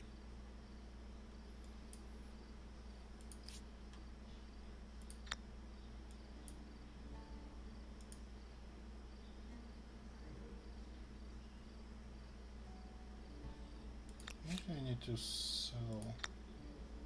Can sell here, I can sell here. That one will cost me 50. That's fine.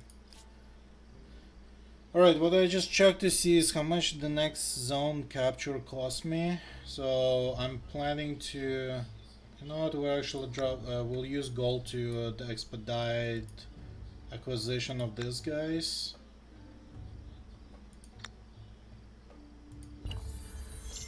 Debate and discussion are not the pastimes of the idle, but the actions of thinkers and movers who will touch. Now, things that one generation learned can be passed to the next, via something more reliable than campfire stories. I was the first one to discover it in writing, so I get the achievement. Where are we at? We're back at the fourth phase. Oh my god, there's one that already has 7 freaking stars. They're gonna be going into a new era.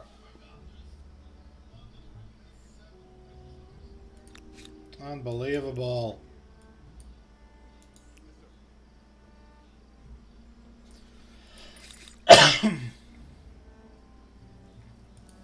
Let's do sailing.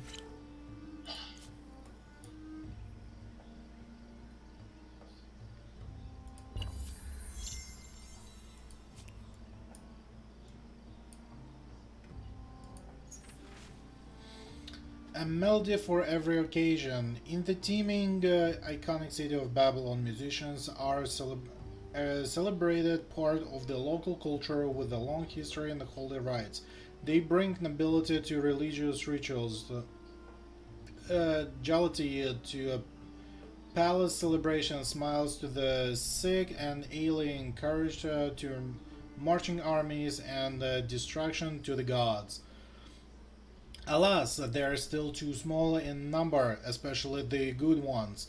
And now, word of their renown has reached across the empire.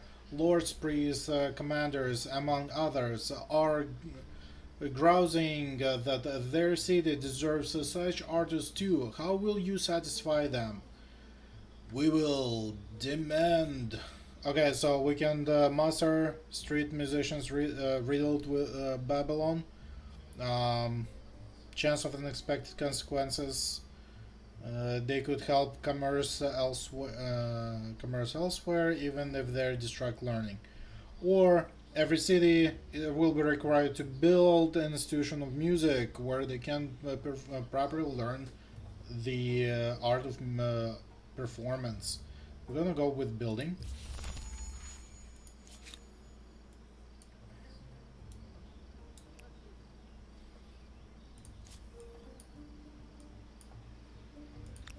You're finally here, you can start healing. You can only heal in your own territory, unfortunately. World deed accomplished. You achieved the following deed.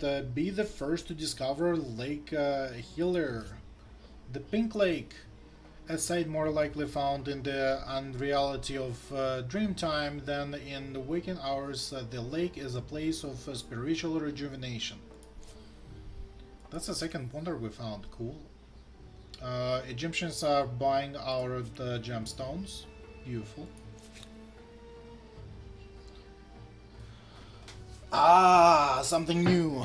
So, holy sites and other shared projects. If I had more than one city, this would be interesting to show you guys. So, what it is, a shared project is means that you can have first city to start doing the project, while any other city that is empty for the queue can actually jump in on the production and expedite it significantly.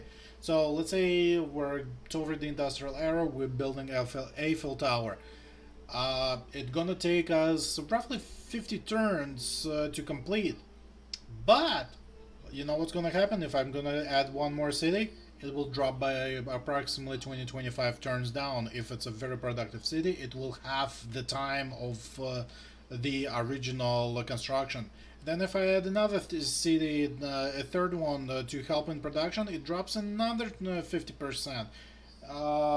So roughly 3-4 cities and you can complete like 10 turns. Down from 50. Why not? Very good. So it's only going to take us 6 turns, unfortunately, for the holy site, and we're the only one. Holy site can be placed wherever you like. Be mindful of the location you are placing, because you might be covering something that might be a useful location for you. Like this ones have extra production.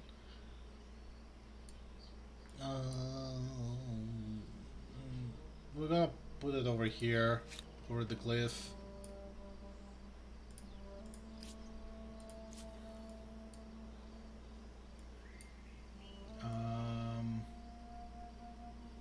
I want to say that I want to convert Hamel.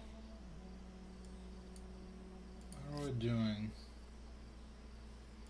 24. Keep growing. This guy, 18. You know what?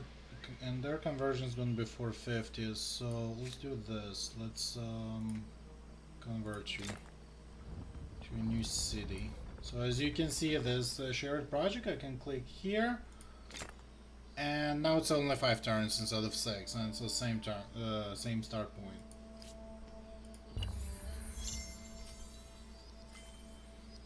Sailing resource. The frontiers of humankind are expanded by the revelation that bodies of water can be mastered through the use of sailboats. It's a new era star unlocked. Yay.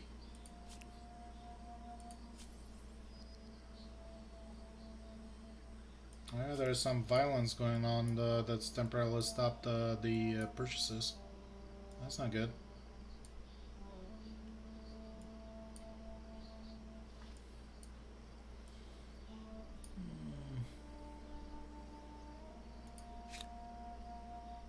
So if unlike in the city, making the mines will cost you production, and outpost will be using influence to create something.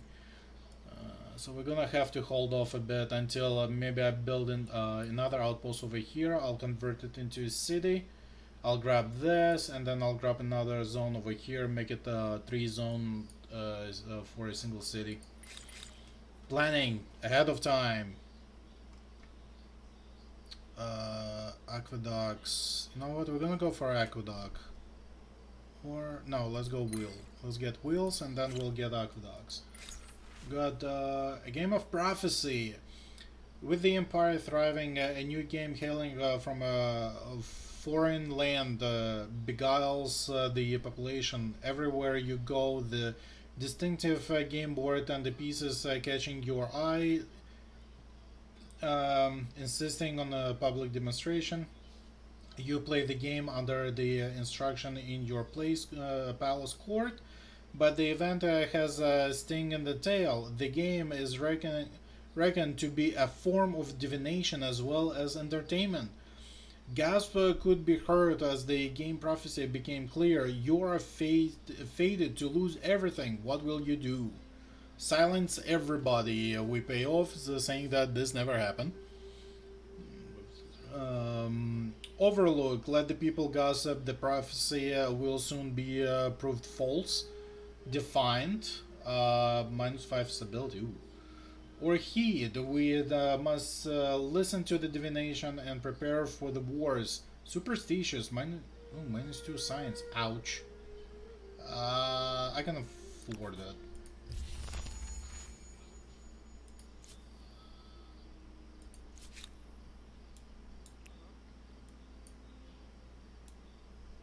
Come over here.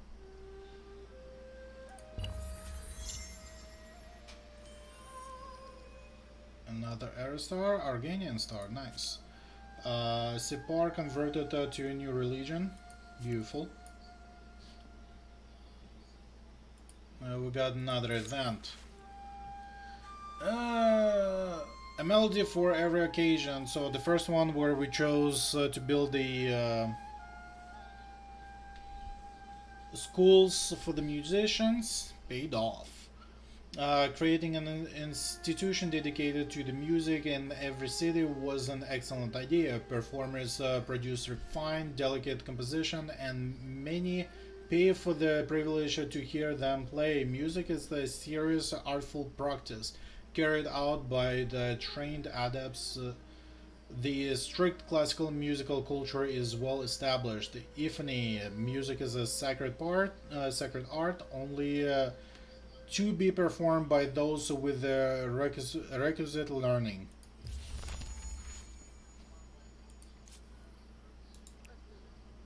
More horses, beautiful. Follow me.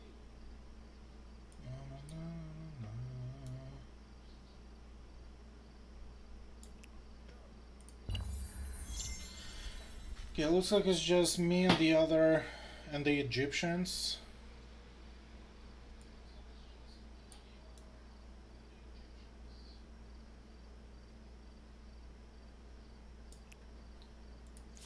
So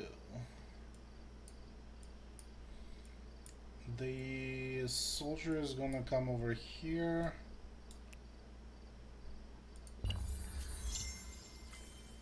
Will research, beautiful.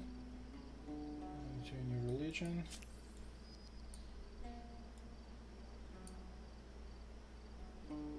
Are you freaking kidding me? That's transgression. They're going for this zone. Which,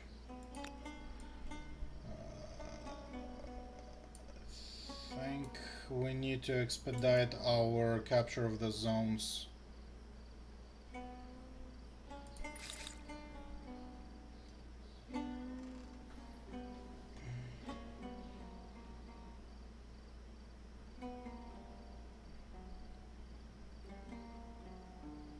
Okay, let's get standing army because that discovers iron for us.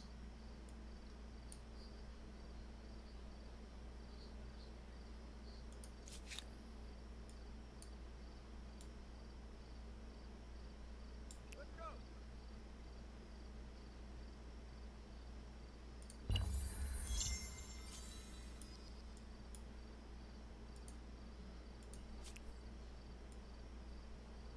Yeah, shit.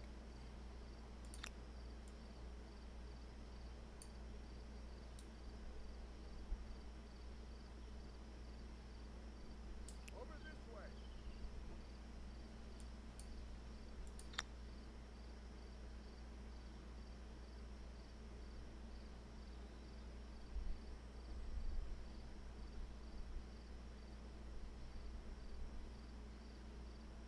Ooh, that's nice. 716.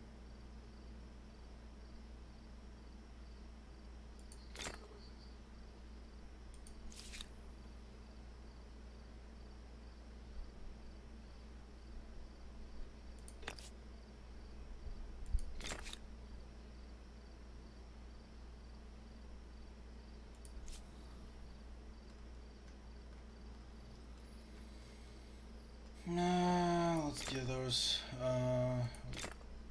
Can I do two? I only have one. May not be able to get the second one.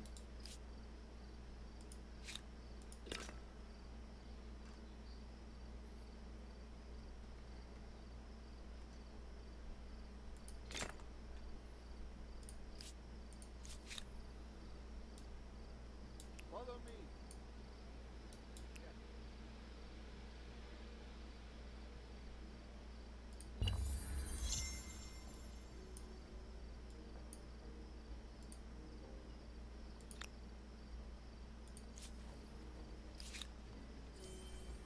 Beautiful.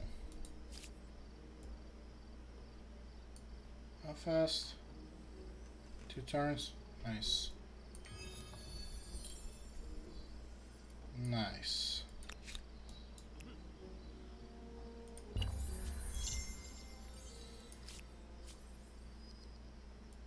What's there? Come over here. Let's go.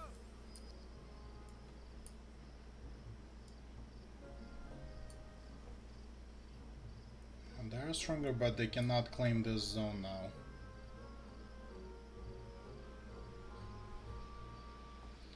Okay, Maya went to classical era. Yeah, that's the first guy. Ooh, I'm a little bit behind on the stars.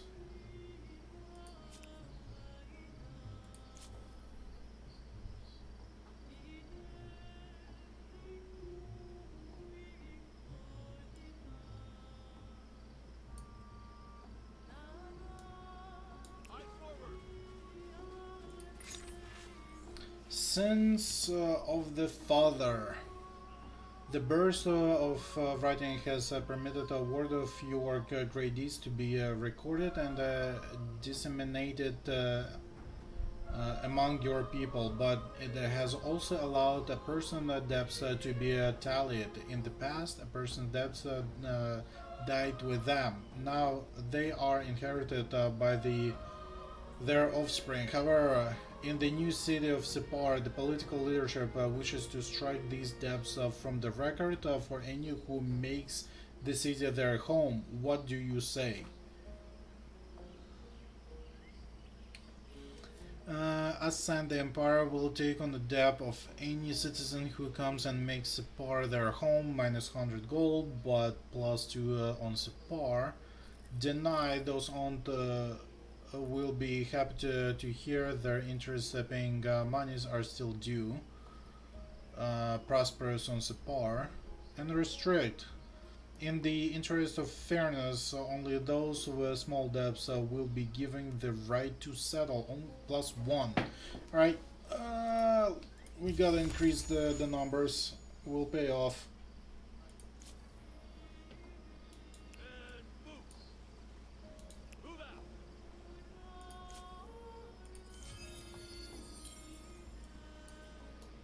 I'm on it. So, will this independent people Oh be an jeez, ally or so an enemy? many independent Barrier cities. or a blessing? Their future may not be in their hands. More gold. Got it. Come over here.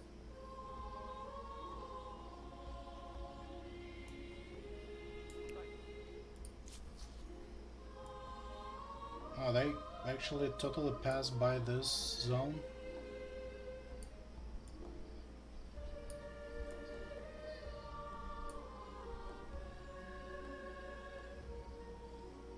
Yes, Commander.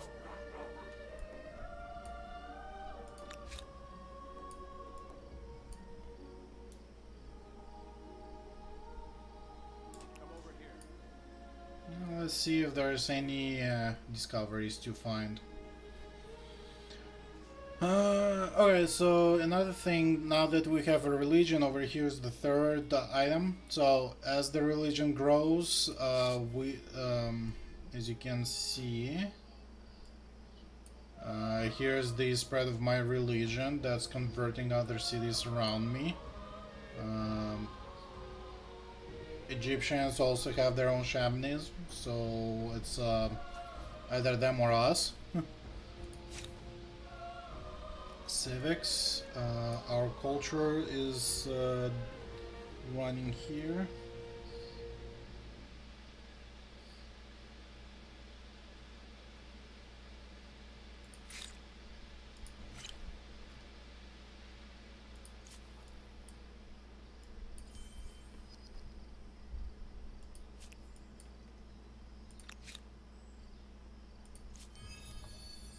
Oh, sweet. We got another warrior. Awesome. Run here. We'll have you join the other one, making an army of 2.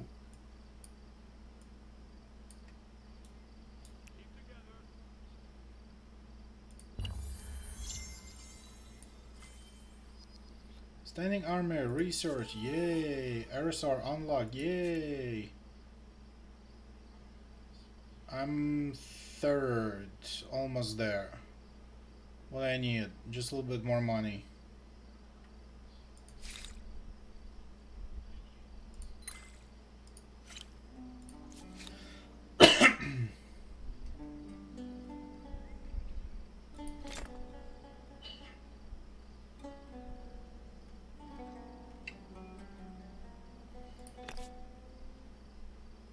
Okay, we're gonna build a port.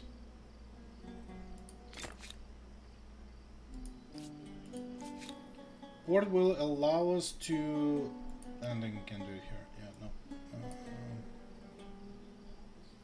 no. Port will allow us to build sail ships, sailboats. Okay, so now that we've researched a more stronger unit, what we can do is upgrade our warriors into swordsmen. However, I need iron for that, so I have yet to discover. Oh, the iron is right there. Beautiful. It's our main city. We can build iron right there. It's gonna do it right after it finishes the walls. Let's see. Oh god damn, that was iron there! And I lost that one. Ooh. I might have to trade it later. Oh well.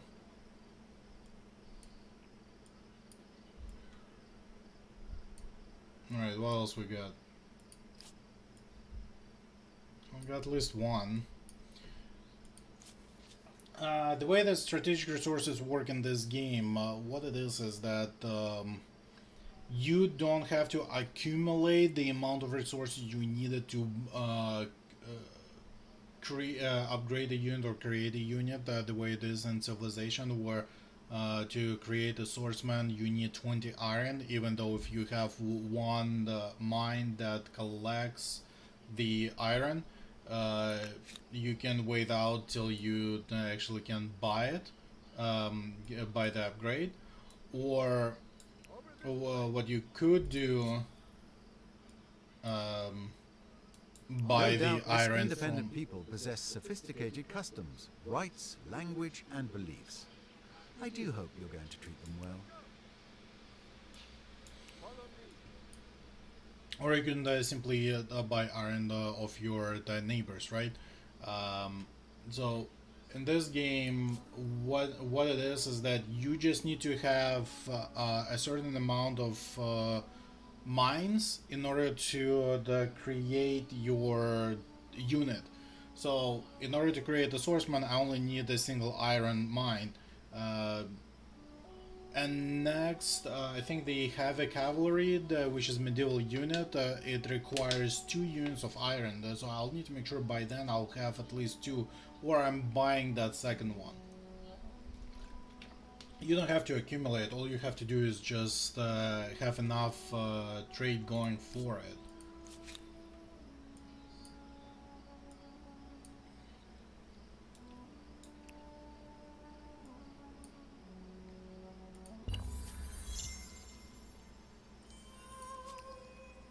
Lovely. The last one is finally unlocked. Let's see. We are a second nation to go into the classical era. So we got Mayans already running around, which are industrial. Uh, so what we can do is continue being the Babylons. If that happens, is our original bonuses remain the way they are, but we get 10% on extra fame. If we transcend staying Babylons, or we could pick one of the new races, nations.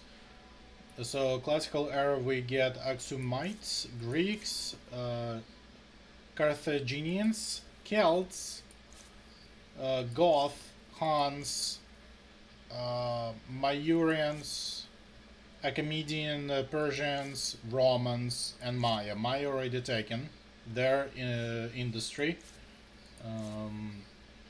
trade, science. Let's see, what's their thing? Amphitheater works as a research center, which I already technically have. +3 science.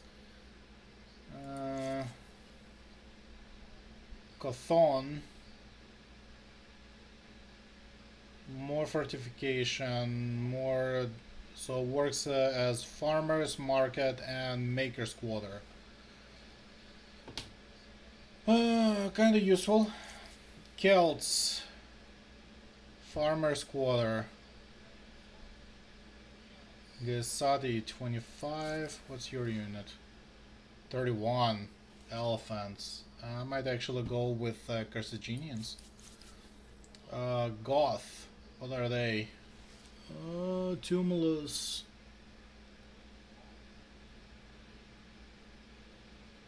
29.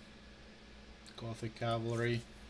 Mongols. Well, to be Mongols, they're Huns before that. Ordu. Automatically agrees regular outposts. Okay. Hunting horde. Mayurans. Stupa is a research quarter, which I already kind of did with my other one. Samaya 30. Okay.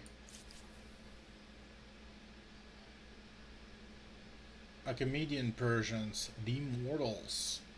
28. They're kind of weak for the Immortals. Satraps, Palace, Markets Quarter. Okay, we make more money. Romans, we get their Praetorian Guards and Triumphal Arch, plus influence, plus stability.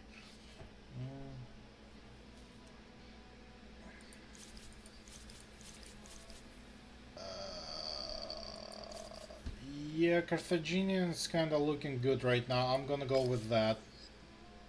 Oh, looking at me, I'm already got some armor going.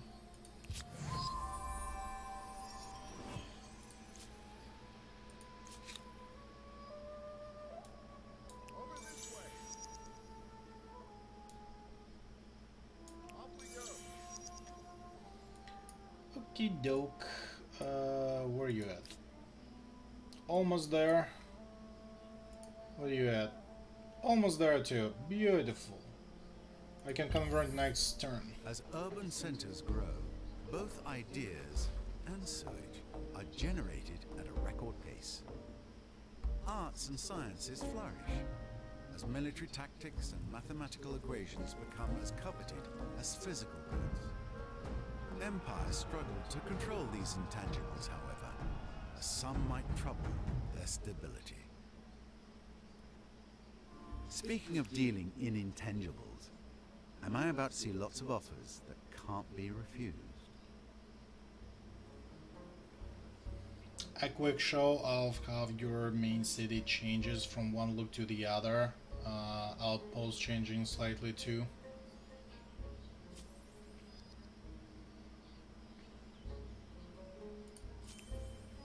More cities being converted to my religion.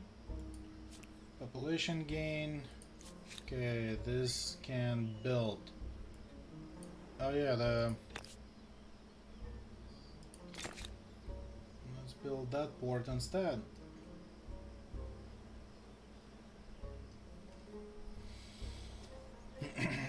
after that we're gonna build a public fountain. And after that we do palisades. Okay, let's do discovery about there. Where's the Isle Army? Oh, that's right.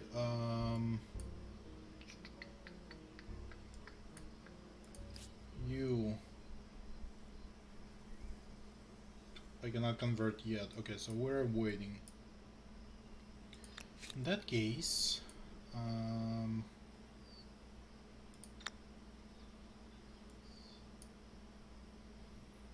what can we do that's gonna be a great convergence?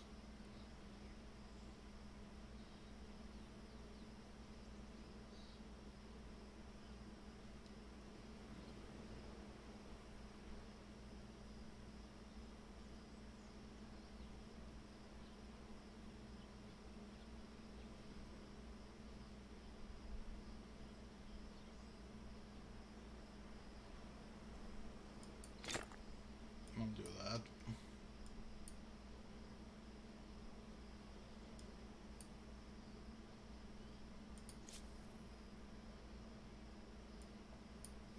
Alright, you know what? Then we're gonna move our army over here.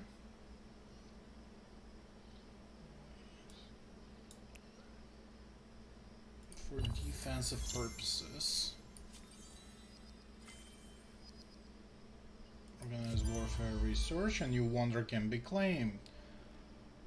Each of the distinguished monuments can be testament to humankind power and ingenuity for millennia to come. We're unlocking the man-made wonders now. Oh, are we the first ones to claim it? Nope, we're the second one. Right, so the cultural wonders. As you progress from era to era, more of them will be unlocked. You can claim them for amount of influence. Another thing about this, it's one of those shared projects, so one city stars, other cities can help. Let's see what we get. Colossus of Rhodes. Militia are not lost over time during sieges. Plus 20 stability, plus 100 fame for completing it. Lighthouse of Alexandria, plus 20 stability, plus 5 vision range, naval units plus 1 combat, and move plus 2 faster. Mausoleum of Halicarnassus, plus 20 stability, plus 1 science per district on the city or outpost. Statue of Zeus, plus 20 face, plus 40 stability, plus 5% money per alliance on empire, plus 10 stability on city on outpost. Hanging Gardens of Babylon and Oasis of Verdant, plus 20 stability only. Pyramids of Giza, plus 20 stability, minus 20% district industry cost. Stonehenge, plus 10 food per Corleonis states, plus 5 stability per those same states, plus 20 face, plus 40 stability, plus 5% food on capital empires following the same religion, plus 5 stability on capital of empires following the same religion. What's the temple of Artemis was? Plus 20 face, plus 40 stability, plus 10 health regeneration unit. He's warmongering. What? Every time I see this icon of the boar, I think is every time I see a nation that actually keeps fighting against others. I'm gonna claim Zeus statue. He's plus 20 faith, plus 40 stability. Each city gets plus 10 stability and 5% money per alliance. Yeah, that's nice. Ooh, 250.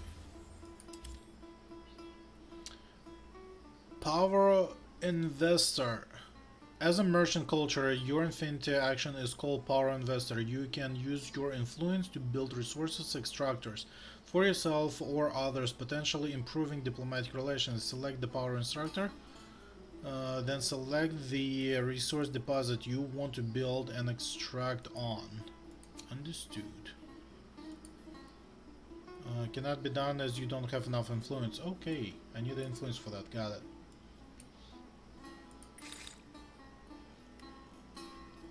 Schools. Transport galleys. Naval transport range combat naval unit must. Blah, blah, blah.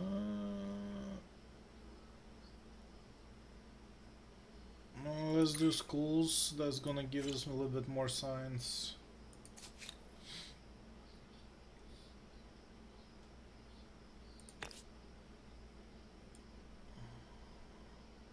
Fudge. Well, I got this zone.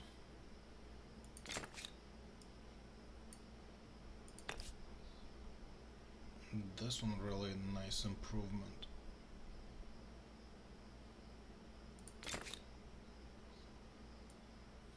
And I still have this zone.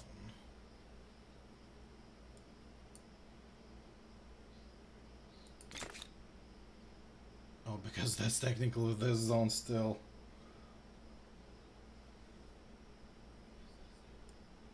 No, let's change them around. Let's do that one first.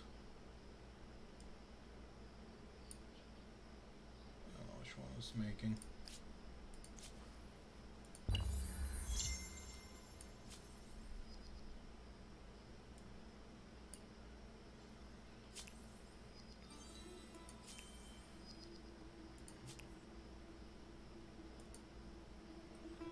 They feel like different about me now. And you are here because... Vex.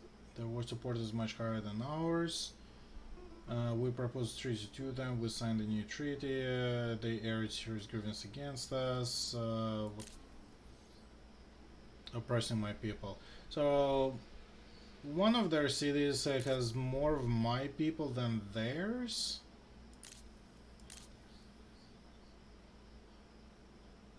Cannot be done while position or demand is pending. What's pending?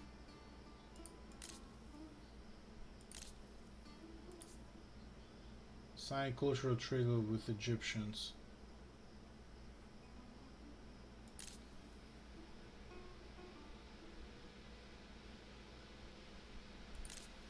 Oh, which one is from once?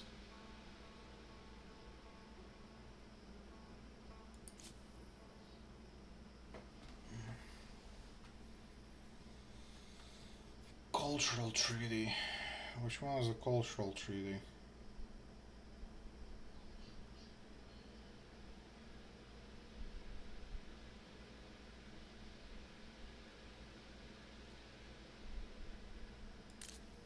How's she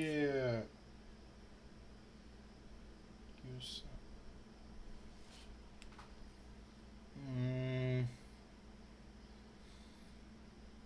grant you 10 war support. I guess we What can do choice that. do I have? We accept your demands. Oh, it's the open borders. How is That's the it? cultural treaty. Way down there. Fine. We'll let them run through a bit. They're probably trying to get to more zones.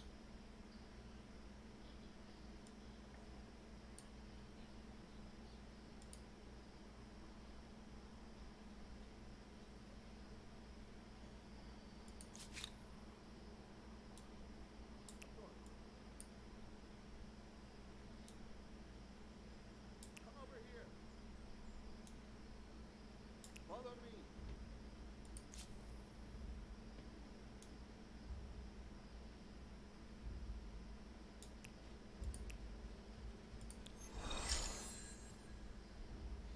Upgrading a unit does not erase their amount of movement.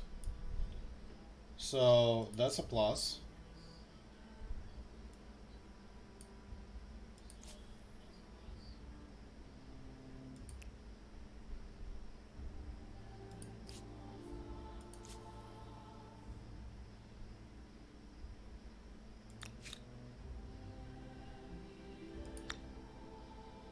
How much we need here? 60. Oh, next turn. We'll stay. Keep an eye out.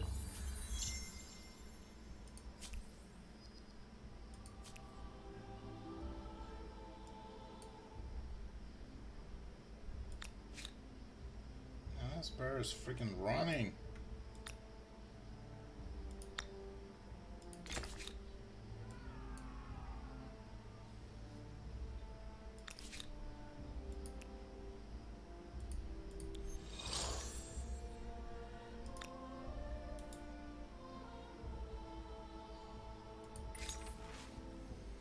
The flooded lands and unrelenting deluge of rainfall lashes down upon the great city of Babylon and the surrounding lands. If the rains don't stop soon, the banks of the great river that thread throughout the city will burst, flooding the adjacent quarters with limited time and resources. The choices are stark. What do you do? Gamble. Let's leave it to fate. Maybe the rains will cease. Chance of terrible consequences. Adapt. Limited adaptation should mitigate the biggest risk, and the rains might relent in any case. Minus 60 gold. Chance of bad consequence. Protect. An expensive dike around Babylon will ensure the city is protected from any flood threats. Minus 120 gold. Chance of good consequences. We got plenty of gold. You know what? Let's protect our city.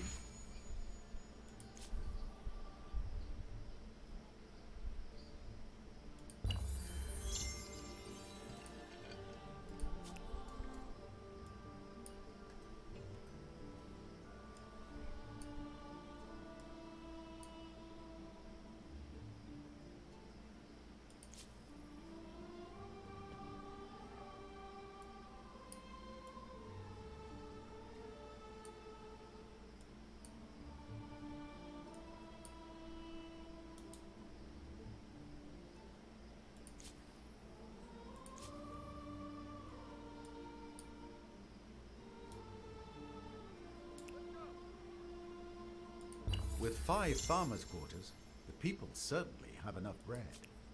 Will 5 circuses be built next?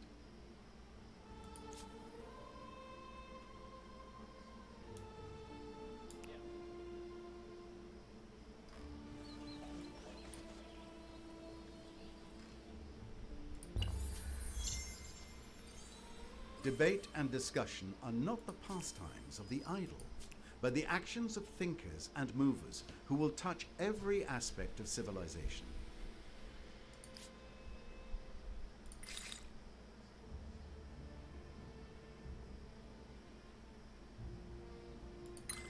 Okay, let's do stonework.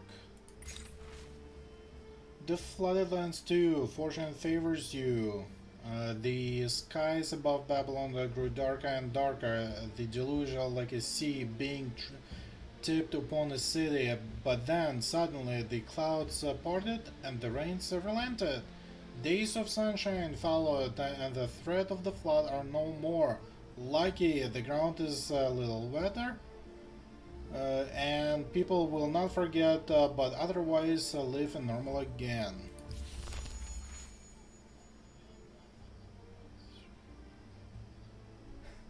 Hi Andy Vague. Yeah, sorry, the still the most basic quality of the stream.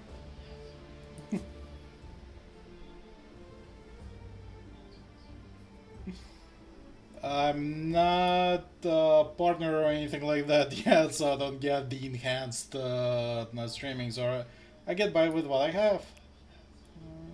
Nothing new here. Thank you for stopping by and watching. Let's see what else we can get here. Should be need 400 to convert. So these 2 cities should be ready for me to convert. I just need to get my influence up there. That's gonna be a while.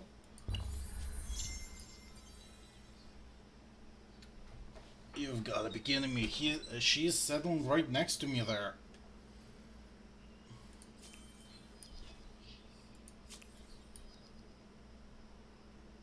Build to last. Well, somebody build first up. Probably those guys.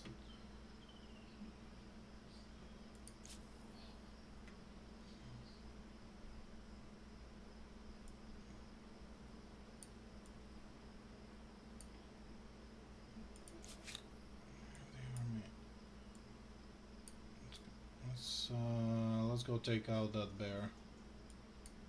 Hello? You moving?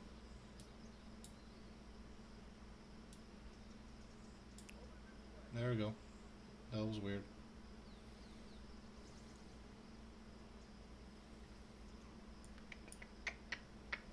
Let's see, that one's still performing that, that's performing that.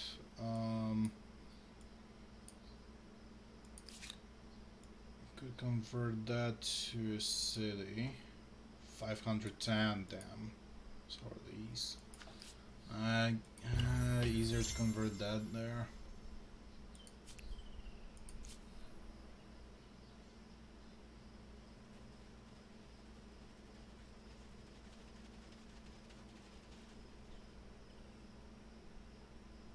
That bear is running.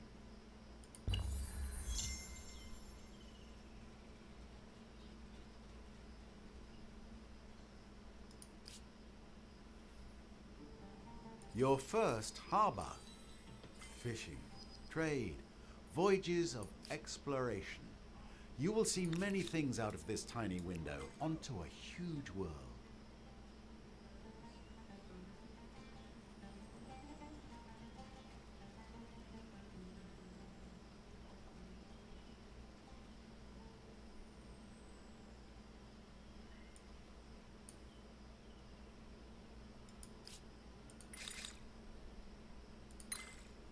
Okay, let's get that hydrolysis there. Okay, first harbor is done.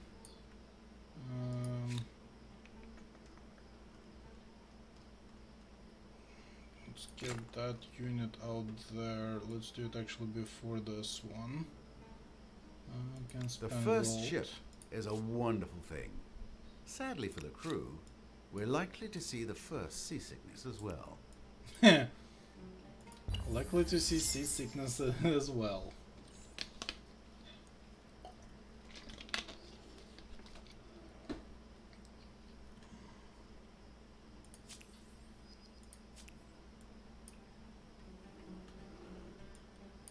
You know what?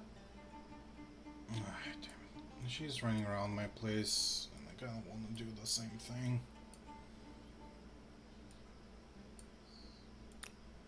Okay, where are you? The bear is this way. I think you might find this. Oh, you finally want to share maps? Sure, let's go ahead. We accept. You may now lick my boots. Oh, don't say that. Now that she is actually pleasant with me, I think she'll So, accept the proposal. What do you say? Amazing, she denied it I again. cannot brook such a proposal in good conscience. So be it.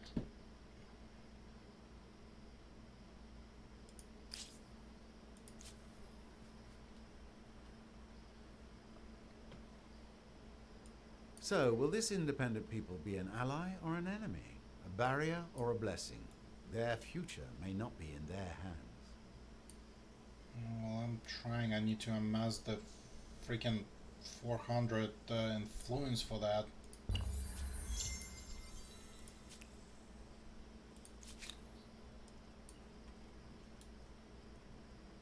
Ready all, row. Let's see if I can get some of the discoveries done here. The loss of their airline. A troubling truth has emerged regarding the great stable megalopolis of Sipar. Many servants from the city palace have been castrated at the command of the local ruler. These eunuchs are believed to be more loyal, and they are said to play a number of roles From the courier to singer to guard, what is your view on the matter?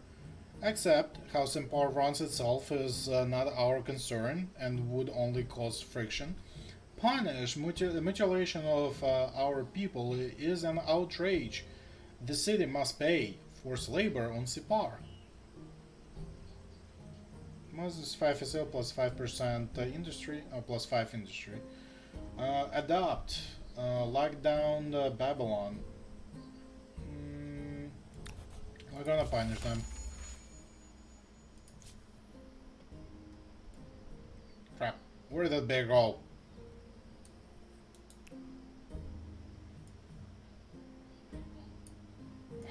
There he is. Here we go.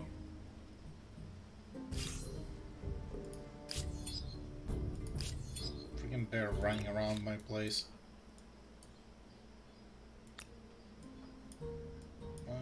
Okay, so she shared her map. Her map is not that high. What's going on with this part of the map? What she got? Copper, horses, some other two, some iron that she has yet to discover.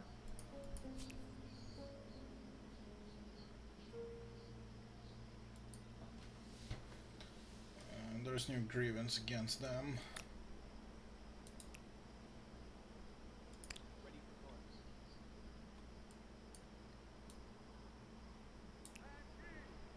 And these freaking rocks are not letting me leave this premises fast enough. Should I just go around and claim every freaking zone?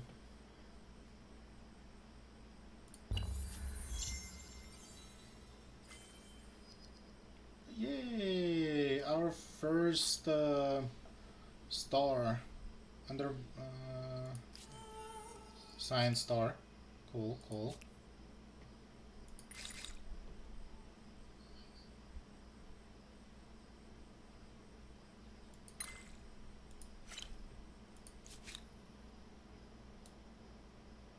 Blades in the water.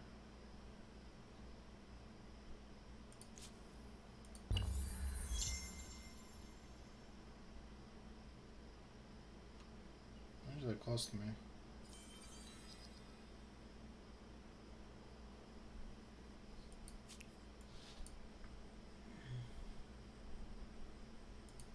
You Yes, have my attention. Briefly.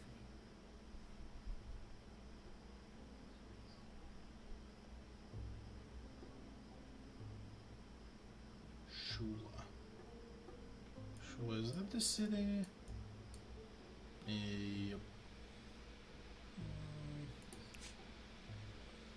Know what? I'll try to demand this. Your land or your life, I'll take either. Your demand have been refused and your empire will go to war. Ooh. That's an interesting one. Do I want to go to war with them right now? We'll withdraw I demand can for see now. this demand is beyond you. It is withdraw. Not right now. We gotta start amassing some military. Oh, there's another bear.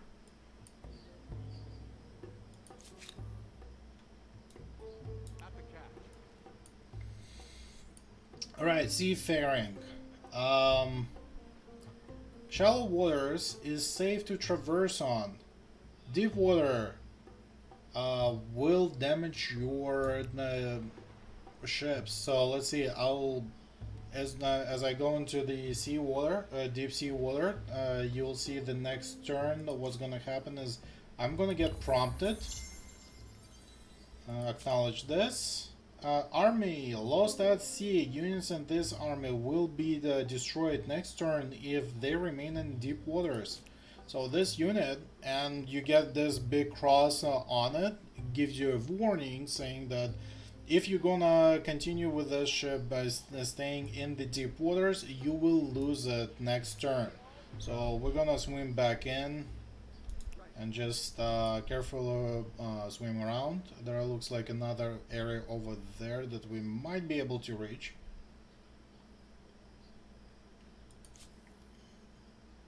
Follow me. Got it. Of course. Yeah.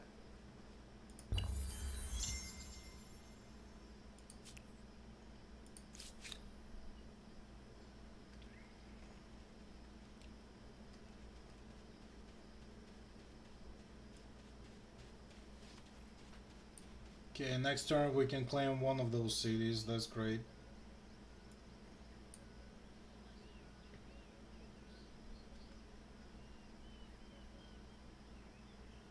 $26, 22, 17. I need horse and I need 2 copper. And that's only 22 anyway. You can bid 1.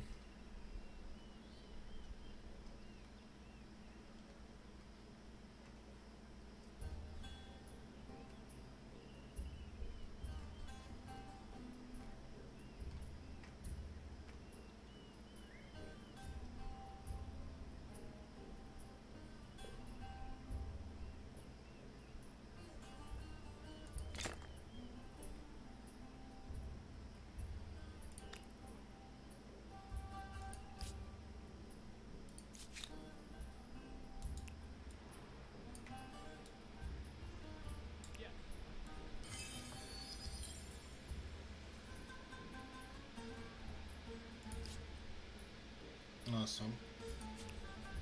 So I know this is somebody else's territory, technical but trespassing, but because I have not met that nation, I can walk in without any consequences. But I just need to get out of it soon after.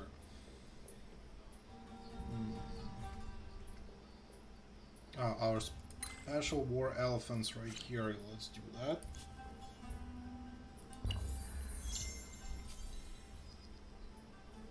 Yes, I know. Blades in the water.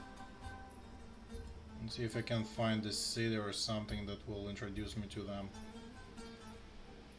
Yes, sir. Off we go.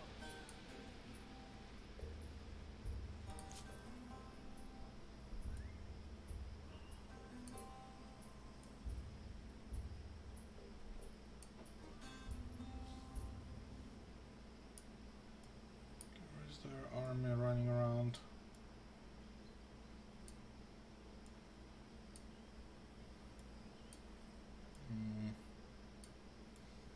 Okay, this city, let's convert it. An independent people has been added to your empire. They may seem small, but great things can come from small beginnings.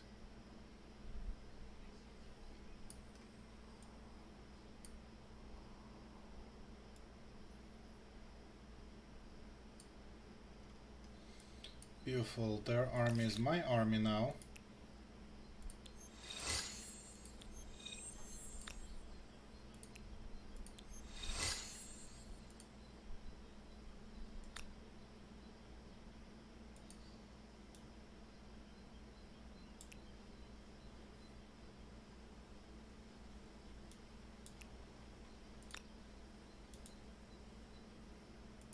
It's 1 unit now. And I'm gonna try to claim this zone. How much is gonna cost me? 80. I can do it next turn. Beautiful. In meanwhile, what can increase your influence? Yep.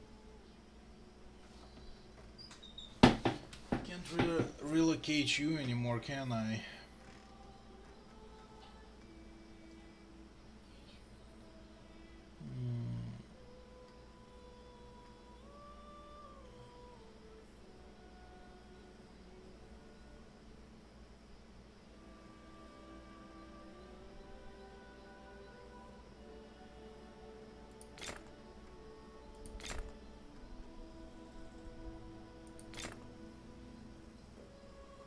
let's do this.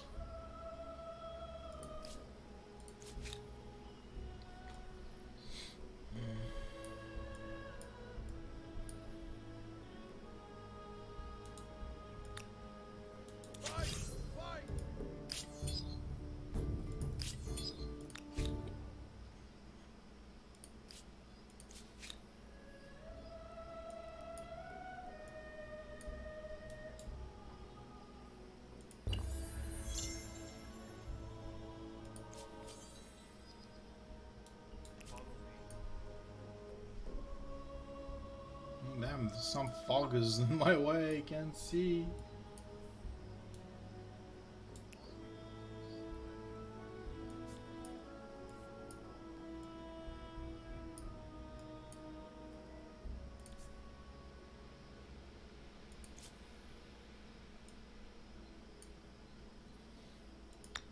Alright, where can we settle in here?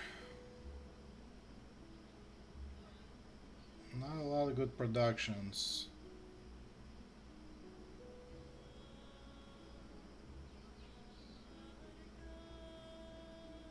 Ooh.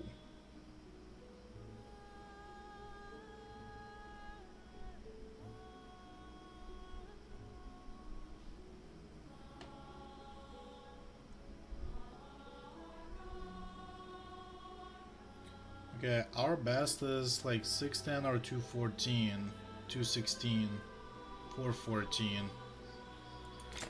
Let's do 414. It's kind of mediocre between the two.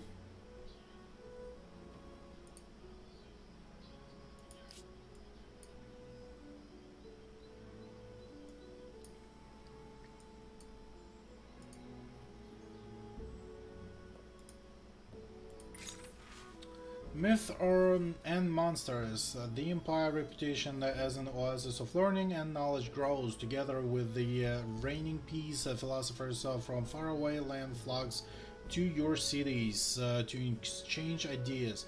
One has studied that a great fiery visitor in the heavens that rises and sets without the fail every day. They have proven the sun is an orb, a vast distance from our world and not a celestial god. Should you open your people eyes to these new vistas? Enlighten the people should learn the truth, but should war break out, we should be ready to for accusations of heresy. Chance of triggering another narrative event. Mythology. Mythologize? True knowledge can be dangerous, things if it weakens our faith. We're gonna go with progress.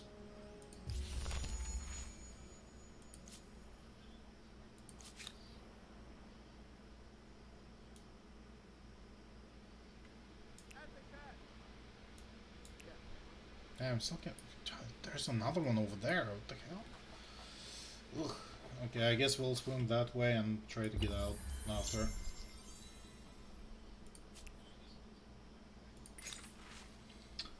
A wave of iron and blood. In recognition of your elevated status on the world stage, great artist that has been accompanying you and your retinue as you travel the Empire and beyond. Now, many months later, the artist and their team have completed their great masterpiece, a brilliant tapestry that stretches the length of the palace. In its embroidered scene, the depicted great glorious, marvelous cities and the people adulation of your rule. How you should such a marvel best be used. King, patriotic in the Babylon for 10 turns. Divide, ferocious on 10 target for 10 turns. Sell, chance of triggering another narrative.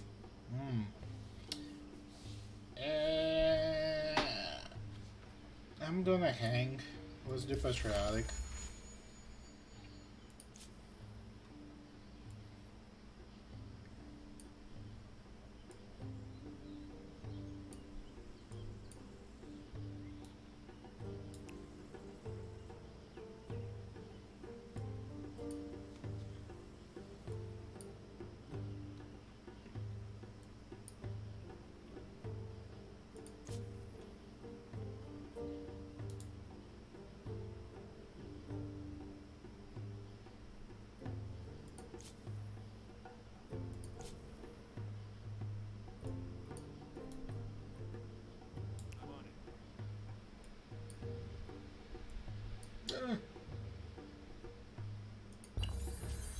Those researchers are very nice.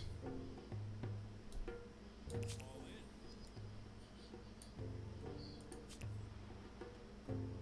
on the wall.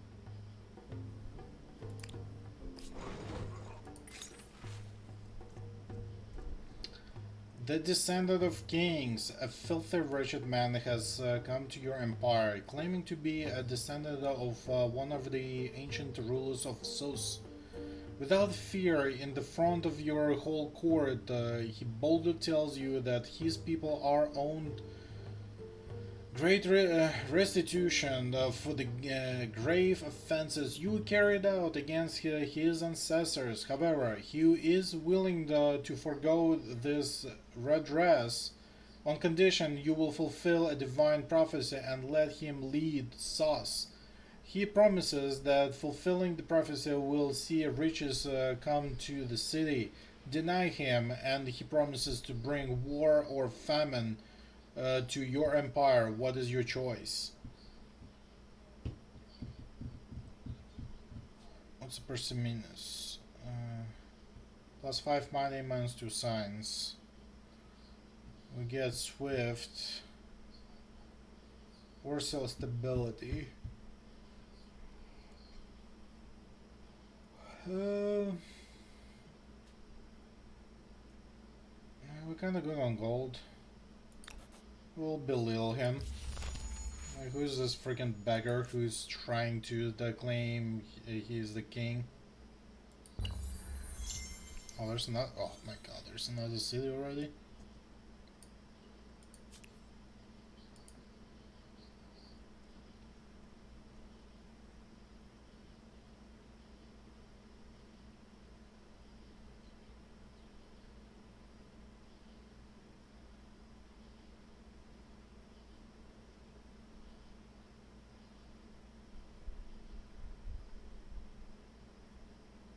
Why am I so far behind?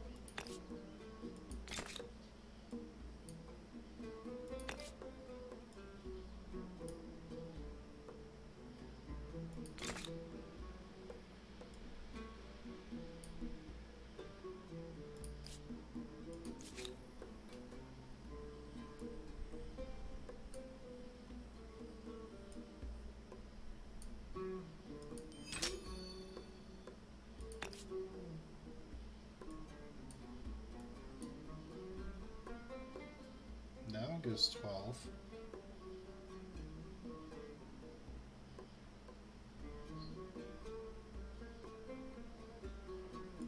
I like that one more.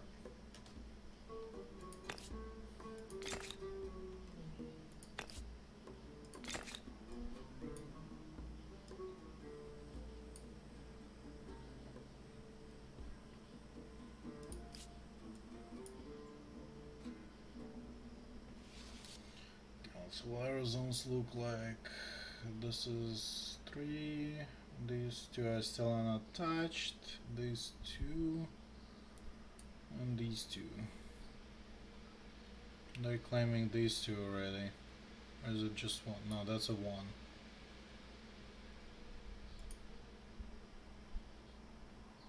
I'm almost there. Okay.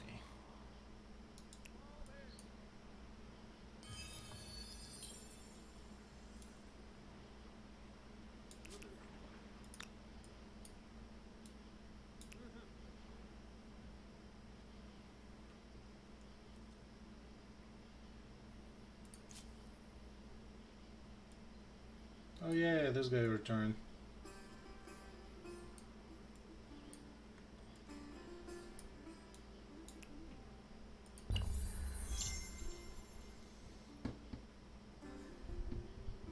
Holy crap, I'm in 7th place. Damn, I'm slow.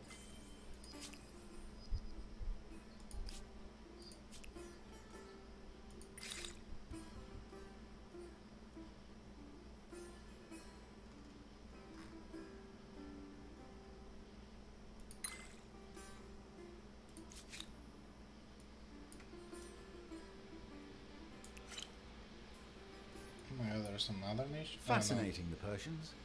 They probably just stopped over to say hello and build a palace or two. Yay, we've met Persians. You should listen to this. Yes, you have my attention. This is good for us. I do We like accept. non-aggression, don't have to fight it. Marvelous, like the first rays of daylight. I kinda have the saffron, I can sell you mine.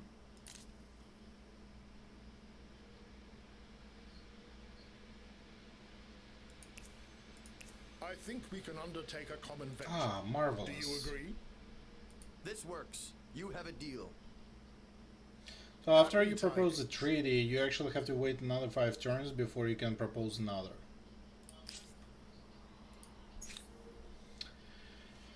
Alright, faith. Once you accumulate more faith, the next step to it is assigning the tenants to it. Looks like we know of 3 religions. One is ours. Harappans have the second tier shamanism already. Jesus, and they're building fast. Okay, so 2 of the treaties are already taken. There's a total of 8 treaties on a tier 1 that can be grabbed. Seek wisdom plus 5 science on strategic resources. The skewed gluttony plus 5 money and luxury resources has been all taken. Be with the harmony plus 2 stability on river. Steel not plus 1 influence on mountain. Samite and believers plus 25 experience in creating unit on all cities. Minus 1 upkeep on the units. War support reached. Teeth of the wealthy. Increased winning a battle on the relationship, plus 10 war support when opponent retreats from a battle on retaliation. Relations. Plus 2 industry on forest, plus 2 industry on woodland. Plus 2 food on coast on water and lake. I guess I'm gonna go with the industry. Abstain from intoxicants.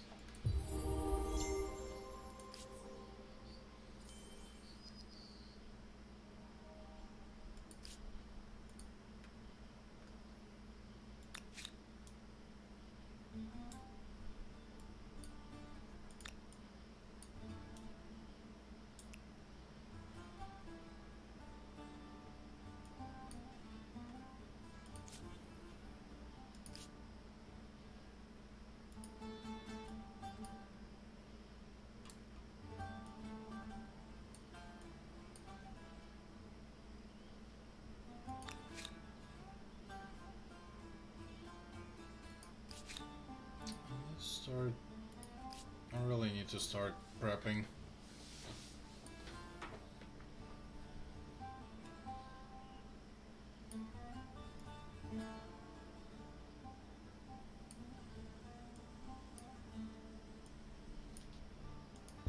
Five makers' quarters. It seems that someone took the phrase "building your future" a bit too literally.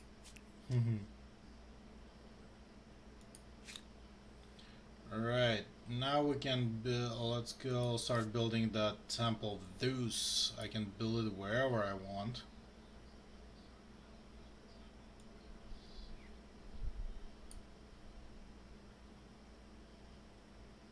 Except these mountains that are not reachable.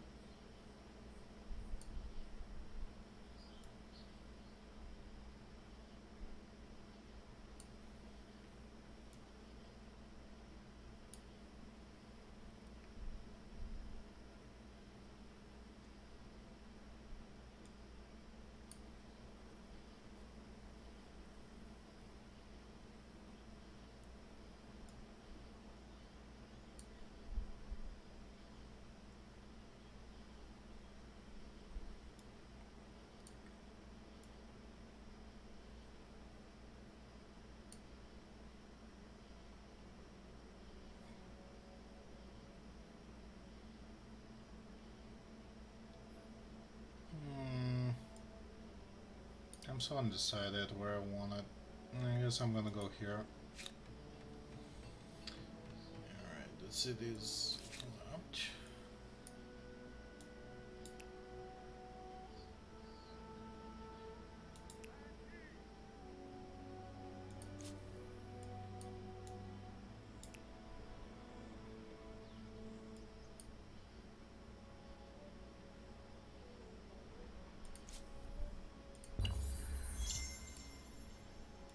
Five market quarters is a nice start to a healthy bank account and visits from previously unheard of relatives.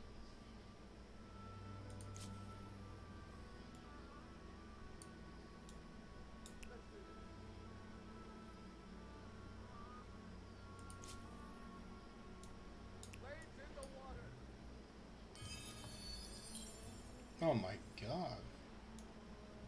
Ready, all throw.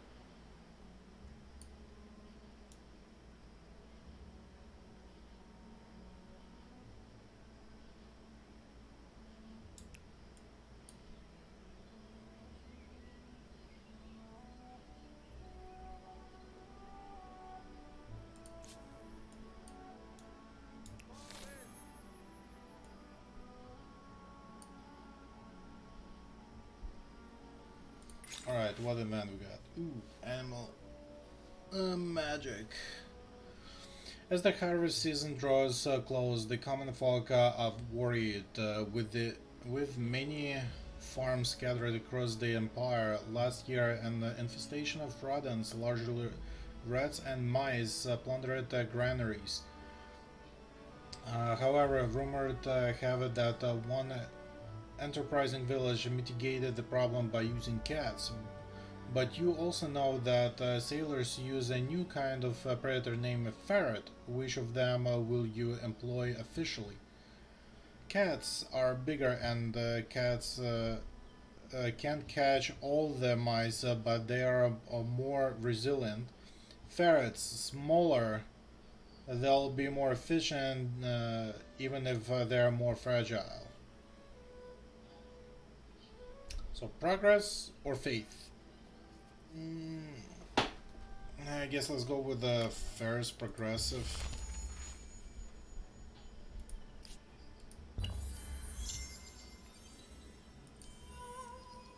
Yay, Airstar.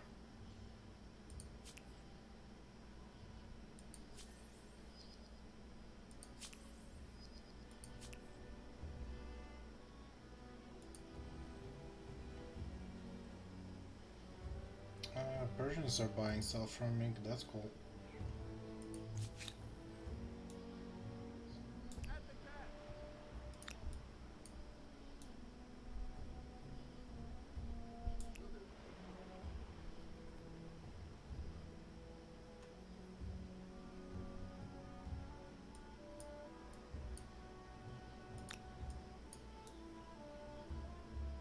Blades in the water.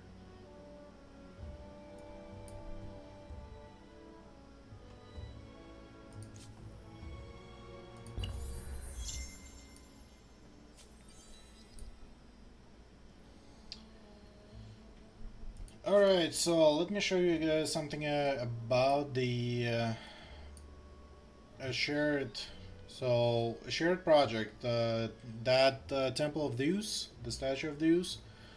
It's gonna take me another 21 turn being by Babylon being built alone.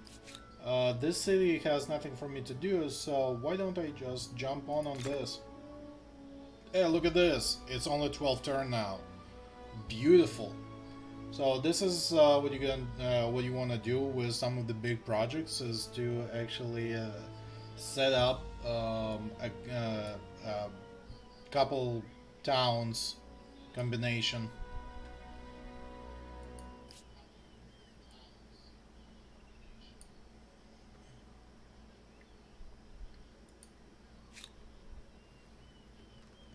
Build a holy site there. Oh, beautiful. Their production is increasing nicely.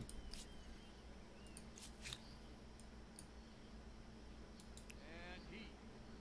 Understood.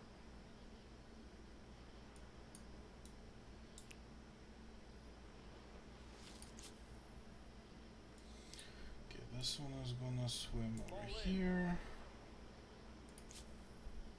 So we're trying to get as much as we can discovered.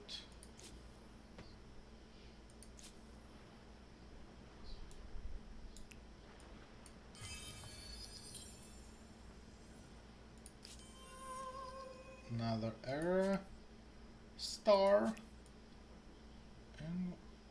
and that's a land over there.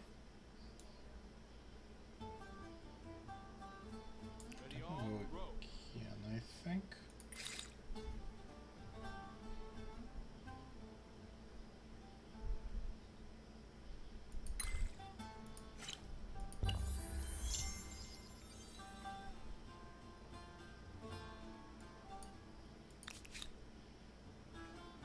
Actually, I'm not too sure if it's that's might be safe. I'm not sure about that zone yet. Ooh, and I can. Oh, I don't have enough. I don't have horses. No, why am I not building horses yet?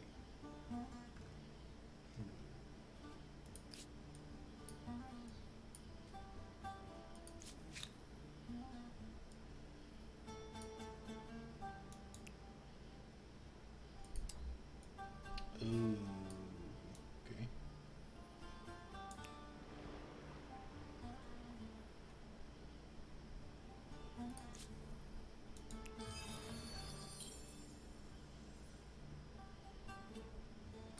Can't swim in their zone anymore. I'm listening.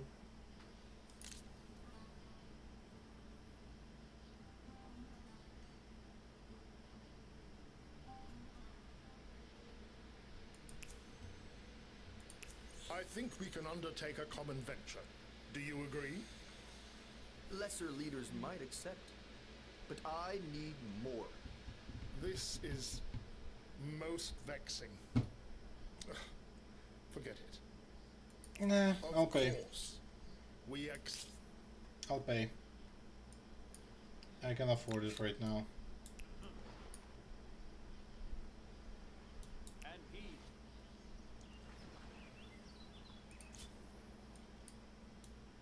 Okay.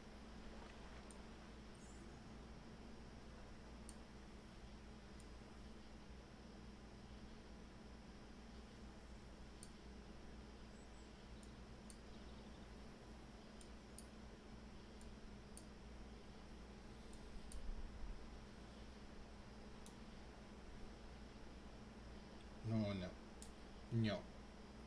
We're gonna skip this turn.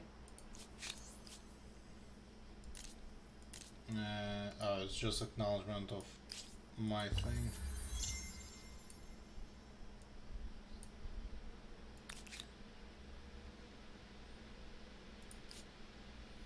Oh, sweet, I can do another city.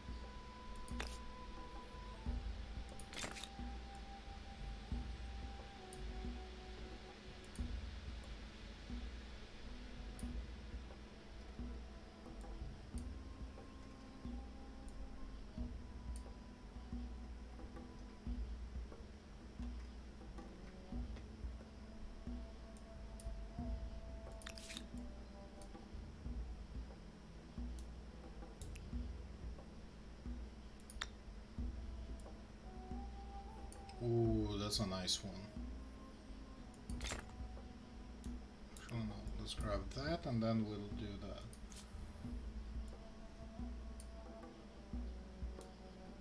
Blades in the water.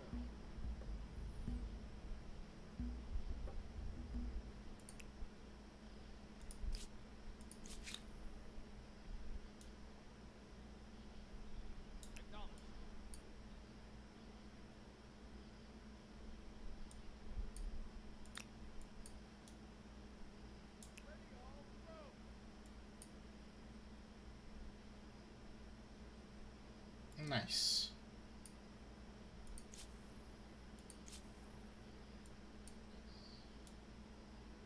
At the cache.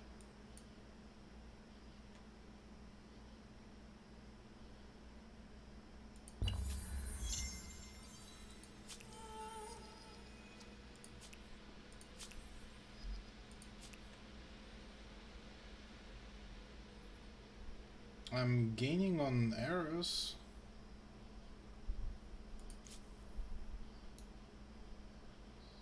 And heave. Blades in the water.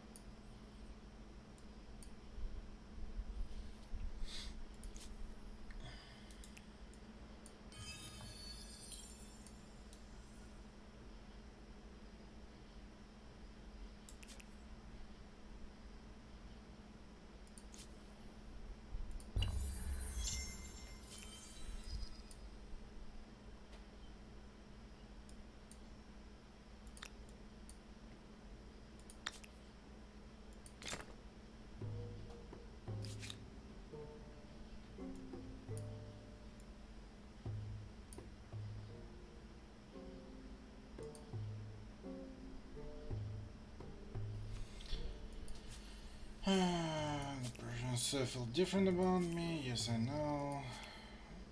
All the notations. Persian affair. Fields of plenty. Hark, your empire is a land of plenty. Your city is a quill work of farms and small holdings that feed your hungry and ambitious people, while new methods of the age bring huge grain silos into your employs, transforming the farming landscape as the sector scales up. You must now ask yourself if this time the state run the empire's farms. Ooh, the civics! Civics! We get more civics, yay! Okay, nationalized industries. Some industries are too vital to be taken from the people's hands.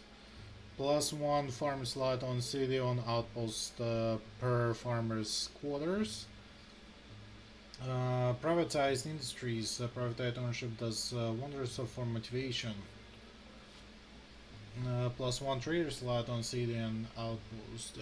Some more food or more market? I think I'm gonna go with food. National control of vital products and resources, paradoxically, could provide more freedom and autonomy.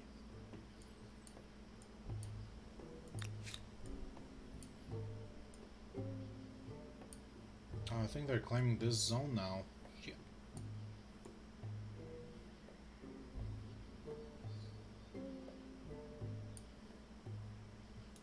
Are they trying to claim this zone?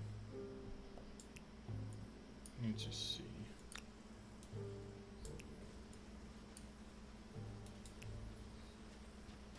No, this zone is not claimed yet. Good.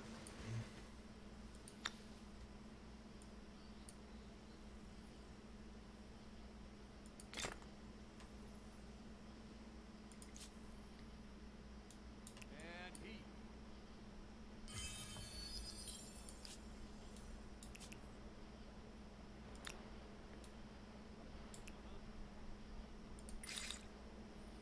Sweet.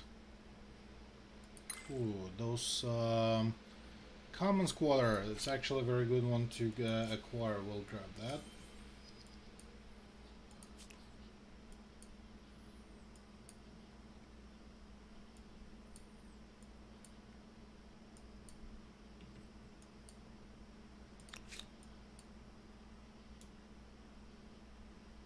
All right.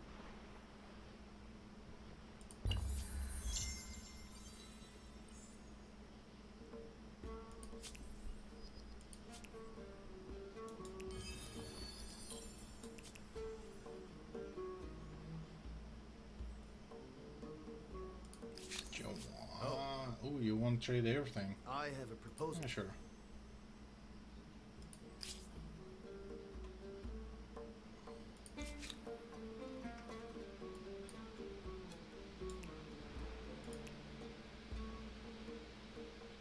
I already have. Oh, we need 2 horses for that.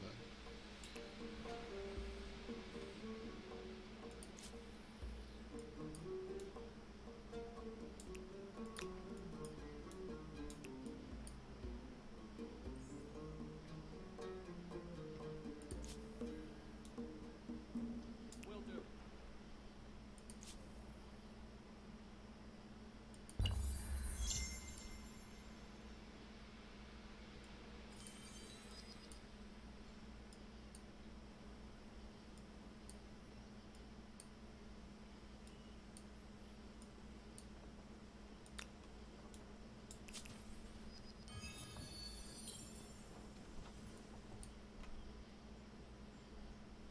How's this? If violent tribe dwells in this place, expect retaliation on sacking this camp or even exploring nearby.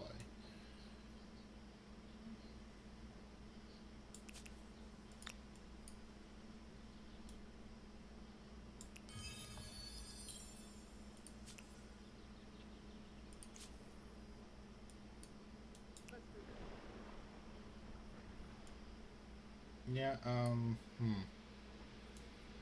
don't feel safe on any of them.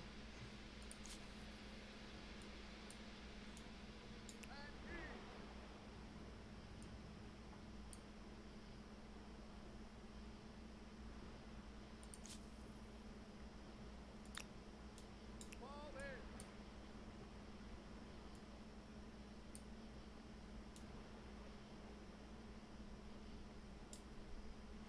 Lay still.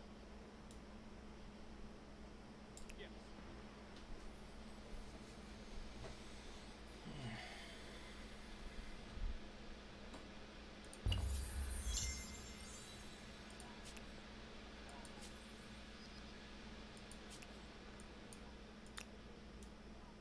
Ready all? Row.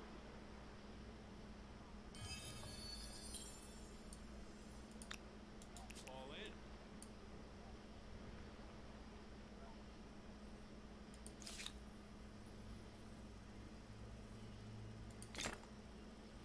You fell down to 7.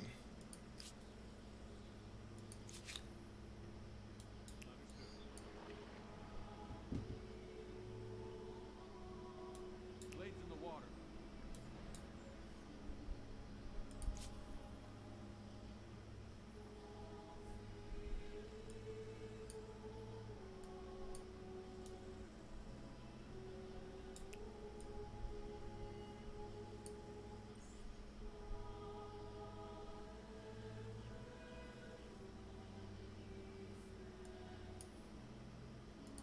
How much we need? 400. The first calendar. The invention of the calendar that heralded a glorious day in the empire's history. Now, with 2 major cities and numerous farming affairs needing to be harmonized across the land, it is time to standardize this calendar. Traders must have an easy means of synchronization that their activities. By what means do you wish to track the days? Solar? The learned assure you that calendar will better stand the passing of the seasons. Lunar, the waxing and waning of the moon is something familiar and comforting to the people. Let's go with this.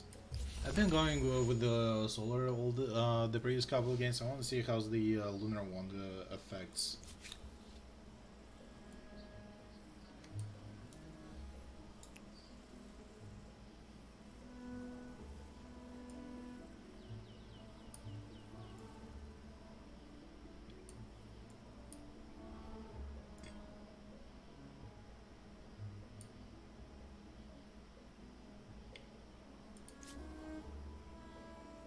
Okay, in 2 turns we can assimilate not that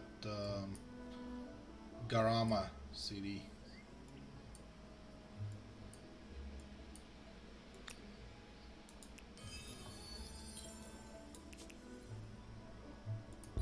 "15 farmers' quarters?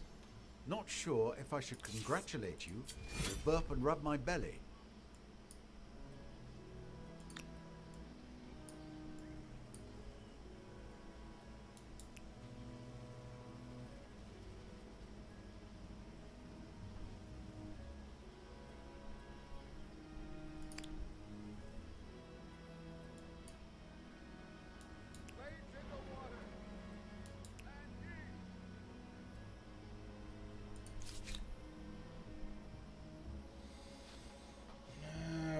Pistachios use as this.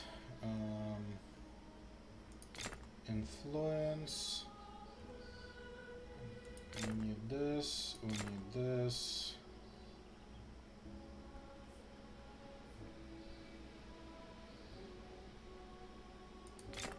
Let's increase food. And then a bit of a production. There we go. The queue for that city is for a while to go. Over this way. Wasn't there?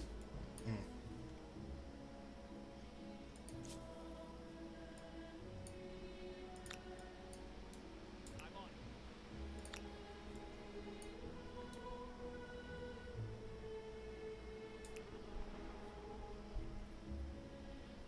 That's a risk I'm taking. Oh, I can make it, yes. Beautiful. Right.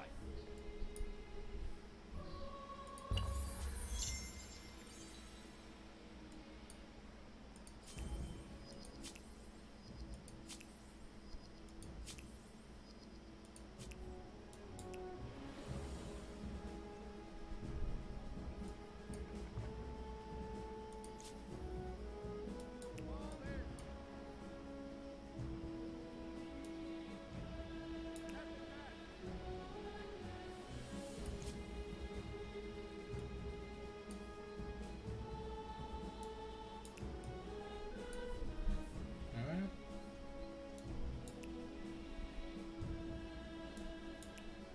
Is that city actually gone? Wow.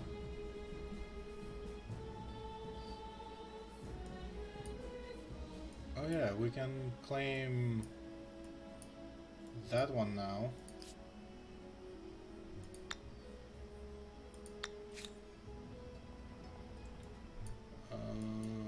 Let's do this. I'm actually gonna add. Can I not attach this?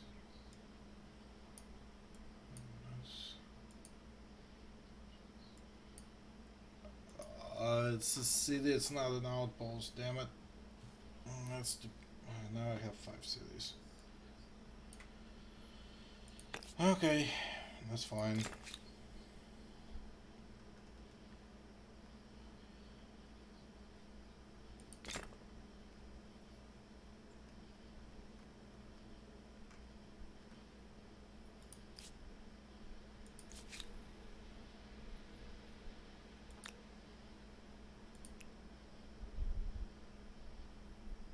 And it's so.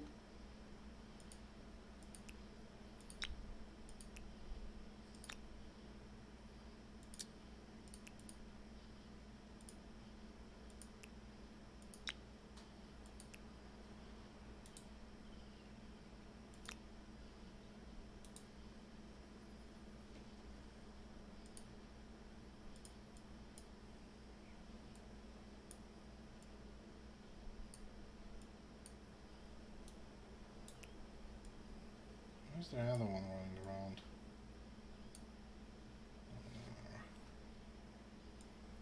I should go in this city and protect it. Alright, let's see what's this wants from me. Descendant of Kings 2. You still remember the filthy, stinking man who promised to curse the Empire should you reject his demand. Remember his blazing eyes? You remember his blazing eyes too, as you ridicule him. The whole court laughed. Now, whether it was by his hand or not, war has come to the Empire. The people believe he did indeed curse them, and now there is unrest in all cities. The filthy man and his treats are nothing more than a fading memory.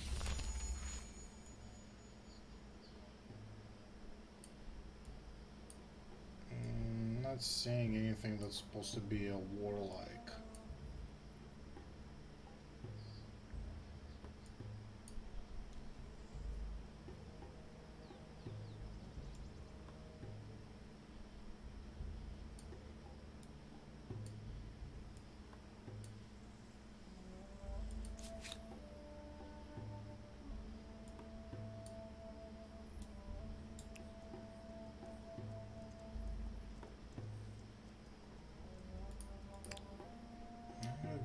decent army now, which is nice.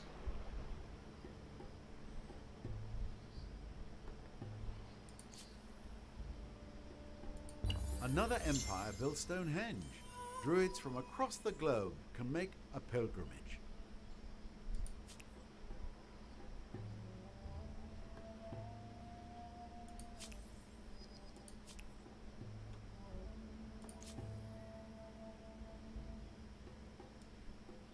Oh, there's the war. Okay.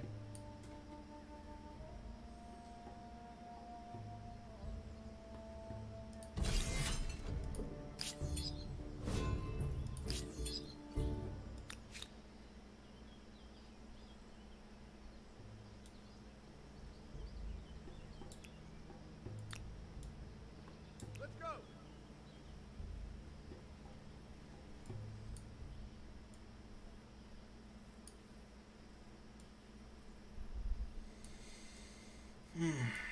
Okay, so do you attach? Ooh. Ooh. I need some influence. I'm losing influence. How long am I gonna you?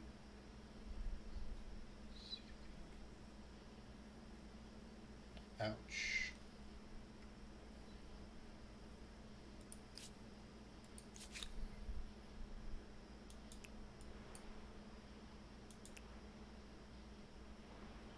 Ready all? Row. I still can't meet this nation. Who are they? I'm on it. At the cap.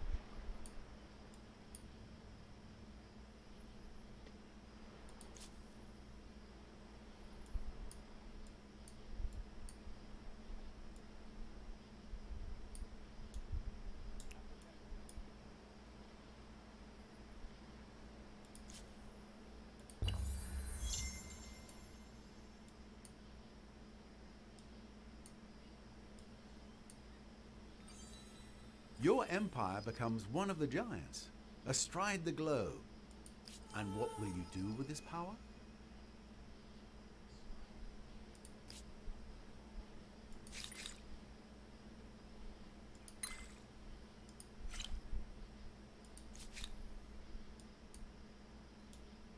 Yes.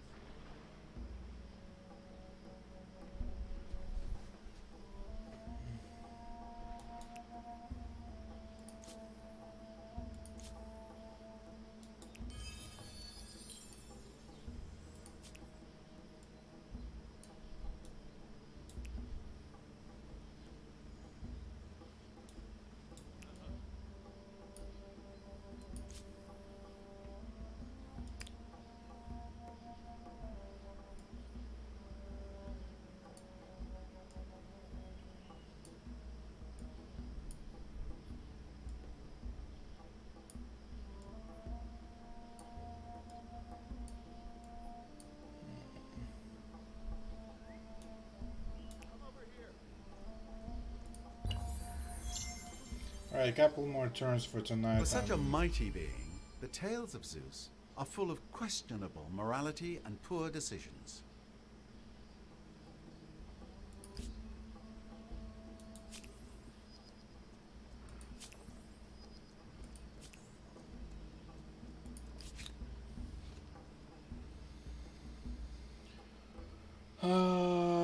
What can we do? What do we need to do?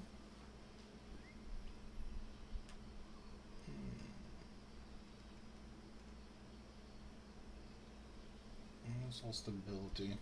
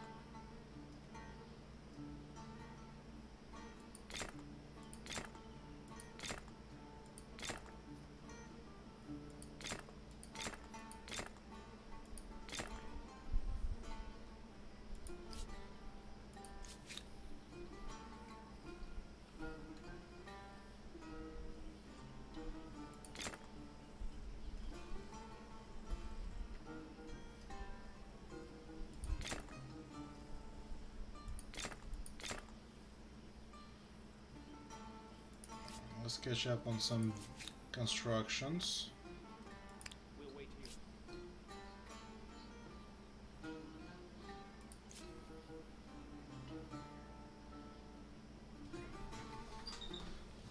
Oh boy, my influence is falling in.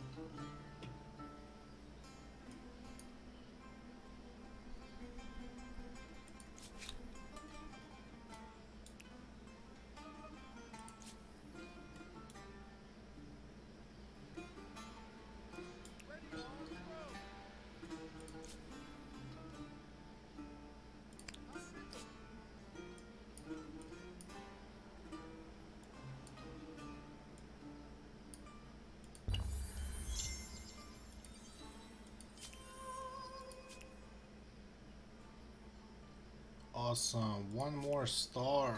I can go into the next area, and I'm in the 3rd place. Awesome.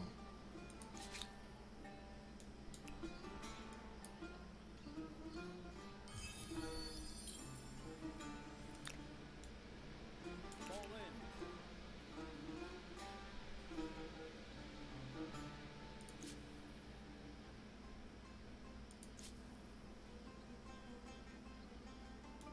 Got it.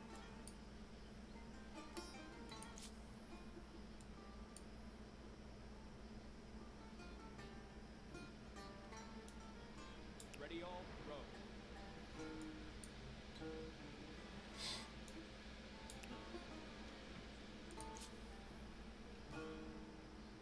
Keeping watch.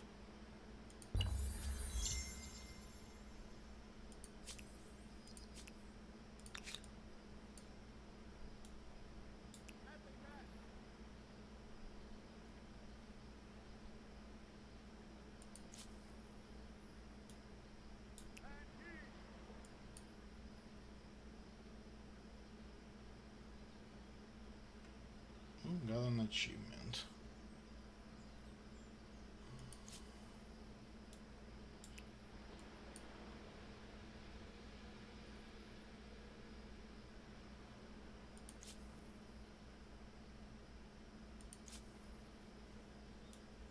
I'm on it.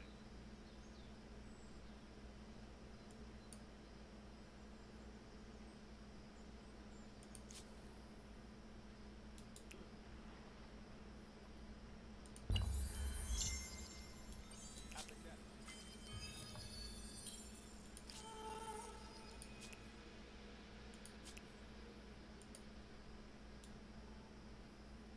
Right.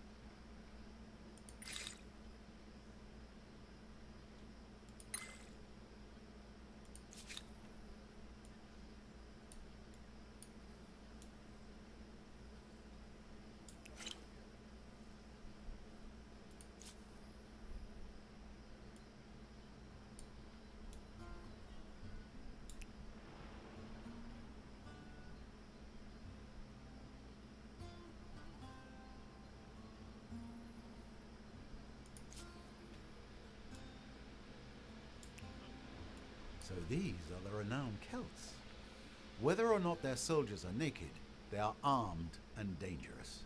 We finally got the Celts. You were low in my estimation, but now, Ugh. lower still.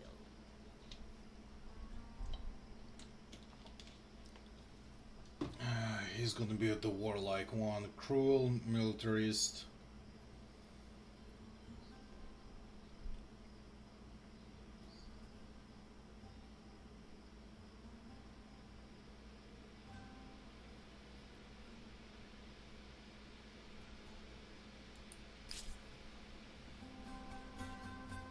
No, he's only 2nd in place. Wow. All right.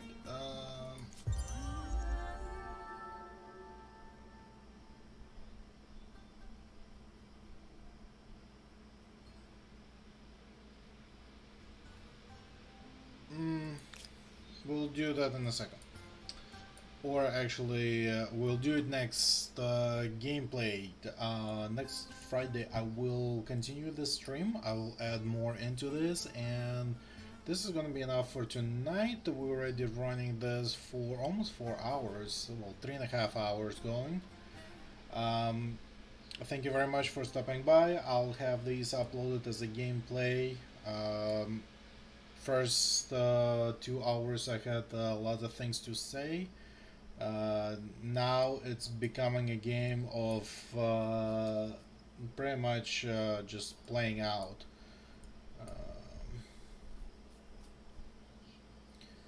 Looks like I'm starting to get ahead of the others in the science and eras, which is good for me. That means that I should be able to start picking up some of the good extensions as to what I need to create here. So we're gonna stop here. So let me save the game 3 stream, and thank you very much for stopping by. We'll have another session next Friday. Thank you very much. Good night.